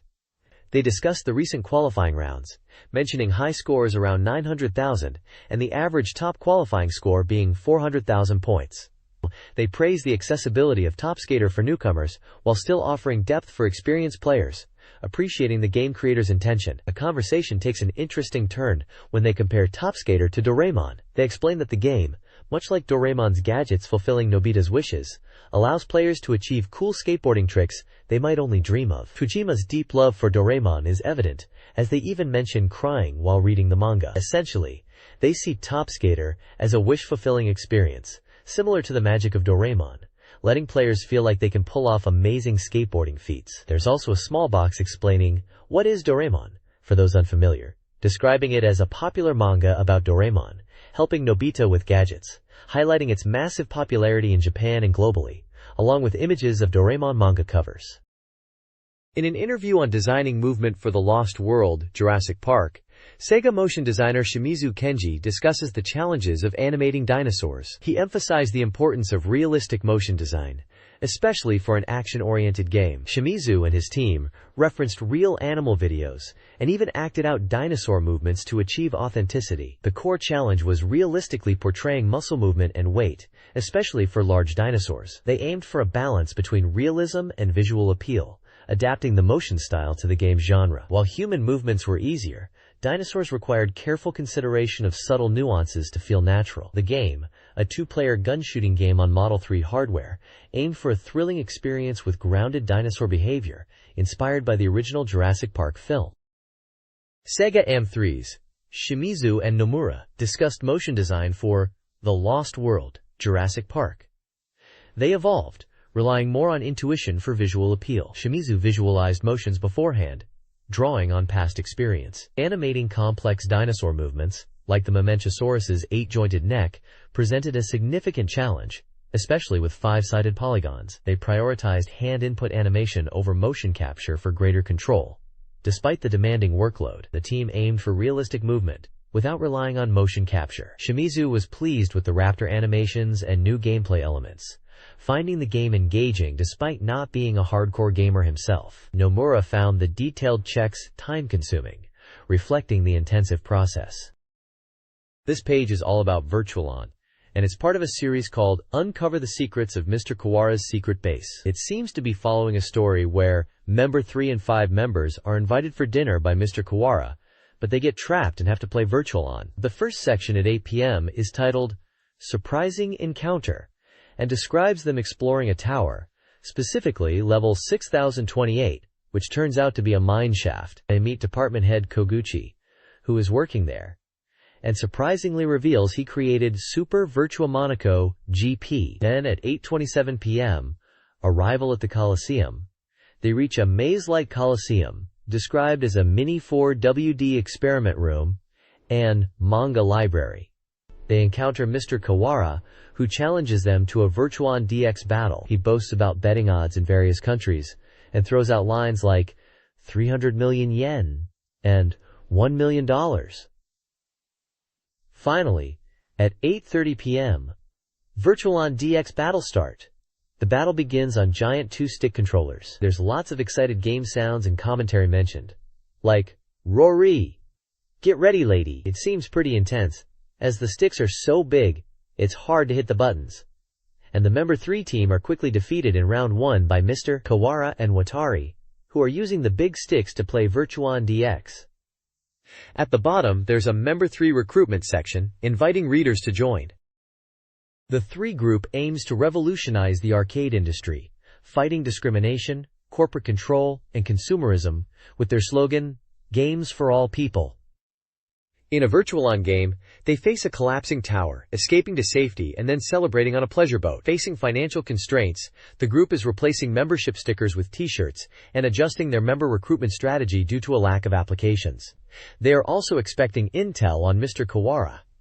A supporter encourages them to improve game accessibility, even suggesting the use of coin slots for game pro stealing. The group is now targeting the JAMA show.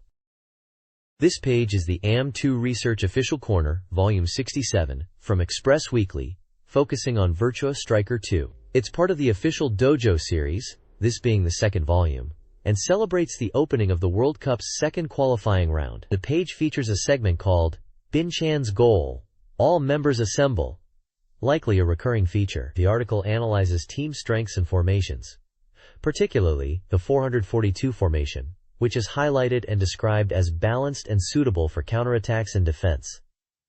It mentions that strong teams like Brazil, from the previous American World Cup. Use this formation. There's a Q&A section addressing a player's problem with clearing the ball when an opponent is behind them in Virtua Striker 2. The advice given is to simply kick the ball towards the opponent's goal without worrying about turning around, as it's the simplest and most effective method. The Development Diary 2 section discusses the creation of ad-lib advice in Virtua Striker 2, revealing that the developers aimed to make each piece of advice unique. They even created 3 patterns of advice before the final version, but these earlier versions were lost. The developer expresses regret at losing this early room and now uses their own programming scenes for current advice, feeling somewhat self-deprecating about it. Finally, the content section points out 2 main articles on the page. Binchan's goal, all members assemble, and a scoop, Scud Race Plus. This page continues with team-specific advice for Virtua Striker 2, focusing on 442 formations and strong teams. It gives 1-point advice for Brazil, highlighting their strong offense and suggesting focusing attacks through the left forward. Argentina is next, recommending using both left and right forwards effectively due to their dribbling and passing abilities. For Colombia, the advice is to utilize their strong midfield to control the game and set up scoring opportunities, especially with the left-sided player number 11. Finally, for Uruguay, the tip is to cover their weaker forward line by having midfielders and defenders support attacks, especially using the height of forward number 9 with crosses from the right wing. Moving on, there's a scoop announcing the arrival of a new version of Scud Race called Scud Race Plus.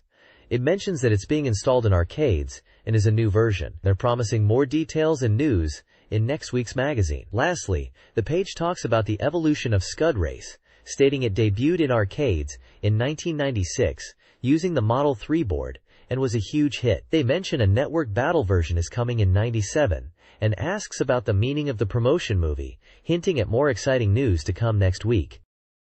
This page delves into an interesting project focused on bringing technology to areas with limited electricity, specifically in Africa. The article discusses the concept of wind-up, or clockwork-powered devices, as a solution to communication and information access, where electricity is unreliable. It highlights the work of Beijing, a company developing products using this wind-up technology. The core idea is to create devices, starting with a radio and evolving into a computer, that don't rely on mains electricity or batteries that are difficult to replace in certain regions. The article explains that this initiative began with addressing AIDS prevention in Africa, recognizing the need for reliable communication to spread awareness. It mentions that, even in places where radios are available, battery power can be a problem. This led to the development of a wind-up radio that can be powered by winding a spring, providing about 30 minutes of listening time after a 30-second wind. The page then moves on to talk about a wind-up computer. It mentions that CNN Interactive reported on a wind-up powered computer for educational purposes, combining an Apple eMate 300 with a wind-up generator. Although the eMate 300 itself wasn't directly wind-up powered, an external wind-up generator could power it, making it usable even without consistent electricity. The article concludes by emphasizing the importance of this technology for education and information access in areas where electricity is a challenge, highlighting the innovative approach of using wind-up power for modern devices. This SEGA Saturn game guide features several secrets. In Thunder Force V, achieving the good ending unlocks extra options, requiring specific damage to the final boss within a timer. Clearing hard mode unlocks the even harder master difficulty. Eternal Fantasy Rhapsody's title screen background changes based on the time of day, adjusted by the Saturn's clock. Magical Thief Saint Tail includes magic selection shortcuts by customizing the Z button. A roulette minigame has a hidden effect when pressing L plus R plus A and start. The guide also solicits reader submissions for their own secret techniques, offering prizes like Saturn software and book coupons for featured tips. This page of SEGA Saturn Magazine is a software review section focusing on 2 upcoming games. The first game reviewed is Nakagawa Land Great Race, released on August 29th. A board game developed by Bandai for 1 to 6 players with multi-terminal support. Reviewers gave it an average score of 6.0, praising the overall fun and gameplay, but noting issues with 2-player controls, map visibility, and movement speed. One reviewer mentioned it feels like a bargain game. The second game is Desire, an adventure game by Imagineer set to release on September 11th. It's a single-player game on 2 discs, and received a high average score of 8.0. Reviewers highlighted the deep scenario and message system as good points. They noted that while the animation is nice, The opening and ending animations aren't full size, which is a minor drawback. One reviewer appreciated the intricate mystery elements and addictive nature of the game. Another felt the scenario depth increased as you played, but also acknowledged the old game feel and the attempt to avoid eroge elements. One reviewer felt it became too linear in the latter half, losing the fun of interacting like in Eve, but still found it well summarized overall. The page also features reviewer profiles, where likes board games, enjoys RPGs and fighting games, prefers RPGs and adventure games, enjoys deep adventure games, and likes online RPGs and fighting games. The reviewers also share their general game preferences like board games, mahjong, and adventure games. This page reviews 3 games released on September 11th. Digital Pinball. Last Gladiators Ver 9.7 received positive feedback for its realistic physics and smooth ball movement, 7/10 average. Reviewers praised the game's craftsmanship, rule explanations, and improved ball weight in this version. Assault Triggers, a paper tank battle game, was lauded for its stage design, item collection, and strategic depth, despite its simple mechanics. It received a 5.3310 average. Finally, Silhouette Mirage was praised for its side-scrolling action, unique attribute-based gameplay, and strategic depth. Reviewers appreciated the character designs and the game's captivating world, storyline, and complex controls. It earned an 8.3310 average. This page is a schedule of upcoming SEGA Saturn game releases.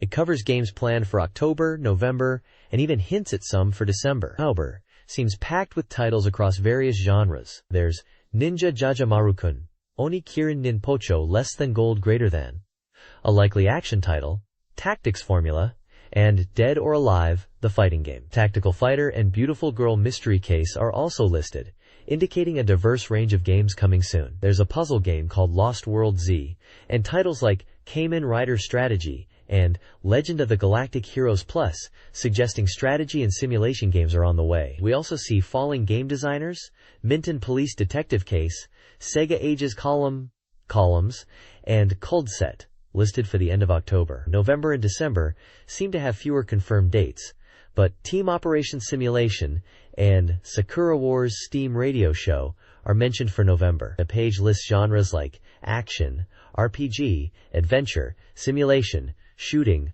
puzzle, table games, and more, giving a broad overview of the software lineup expected for the Sega Saturn. Many games are priced around 5,800 to 6,800 yen.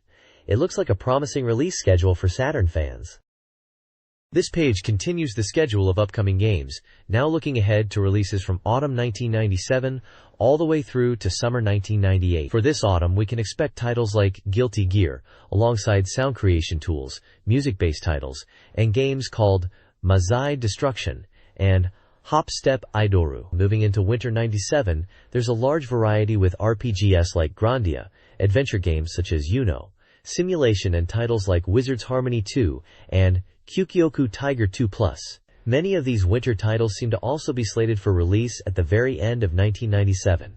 Looking into 1998, planned for release sometime that year are The Ruins, Photogenic, Steam Hearts, Fake Dawn, Graduation 2i, Monster Maker, Magic School Luna, X2, and a few others covering various genres like RPG, simulation, table, and adventure. January 98 has Dungeon Master Nexus RPG planned. February brings Laugh and Then and Ultraman Picture Book, with March seeing Ultraman Picture Book 3. April 98 is set to include Detective Jinguji Saburo, Sakura Wars 2, Coolie Crisis, Loose, and World Soccer RPG. Coolie Crisis and Loose are also mentioned again for New Year 98 and Spring 98 respectively, alongside World Soccer RPG. Finally, Synchronicity is listed for both Summer 98 and again for next summer, while Highway Fastest Legend Tuesday is mentioned for next spring. Overall, the schedule promises a diverse range of games across many genres for Saturn owners well into the next year. Game Art Aesthetics Reset explores the intriguing concept of resetting in games, particularly within the horror genre, using Resident Evil as an example. The article highlights how the ability to reset, even after death, differs from the finality of real-world death. It contrasts the game's light treatment of death, facilitated by the reset button, with the seriousness of death in reality. The author debates the implications of this, considering if a familiarity with game resets might lead to a desire for a reset button in life. The article references images from Resident Evil and a stone death body from Pompeii. Finally, it introduces Drive. Fuse, a scholar from Tokyo University of the Arts, known for his observations and interest in biological research, adding a touch of academic humor. This page is dedicated to Hakozaki's mother's weekly horoscope, covering the period from September 5th to 11th. Hakozaki's mother is introduced as a fortune teller with over 20 years of experience, known for giving advice to the editorial department staff. The page starts with general luck predictions. For money luck, it advises to create a plan before buying things. For health luck, it warns about cooling the body too much, suggesting caution about being too cold. Work-study luck is described as progressing steadily, but warns against being too forceful. Finally, love luck suggests waiting patiently, stating that happiness will eventually come.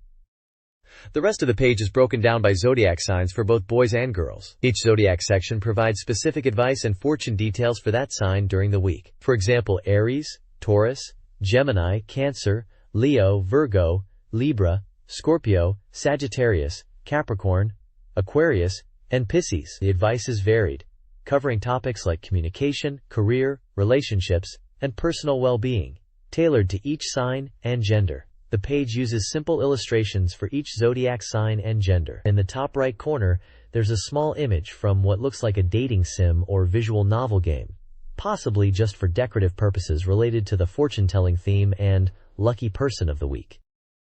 SEGA Saturn Magazine is holding a giveaway to celebrate its renewal, offering various prizes to readers who complete a survey. Prizes include the opportunity to win any SEGA Saturn game released before August 29, 1997, 20 winners, a copy of Tactics Ogre, 3 winners, the Monster Legend card game, 3 winners, an Eve Burst Error telecard, 3 winners, a Fighters Megamix t-shirt, 30 winners, Side Pocket 3 coasters, 10 winners, a Pretty Sammy poster, 3 winners, and the Game Gun Griffon, 3 winners.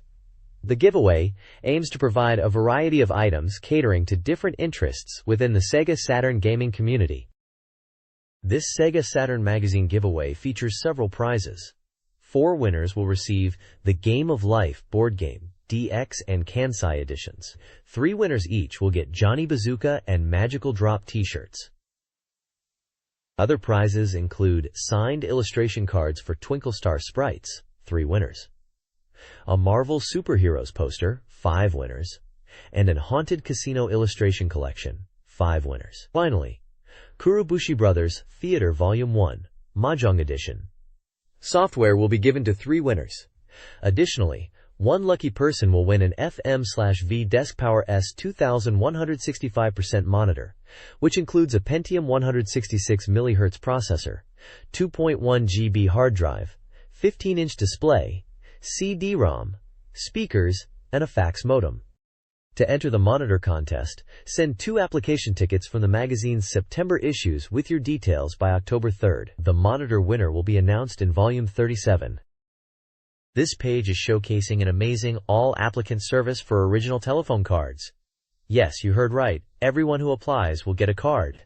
There are a whopping 15 different designs to collect, each featuring artwork from some awesome SEGA Saturn titles. This special project is running in consecutive issues from September 5th right through to October 10th. Looking at some of the featured cards, we can see number 1 is for Daytona USA 2 starring Jackie, number 4 is Slayers Royal, number 7 is Guardian Heroes, number 8 is Twinkle Star Sprites, number 9 is Langrisser IV, number 12 is for Yuno, a girl who chants love at the bound of this world. Card 13 shows Cyberbots, and number 14 features Samurai Showdown, Amakusa's Descent. It seems like a fantastic opportunity to grab some cool SEGA Saturn memorabilia.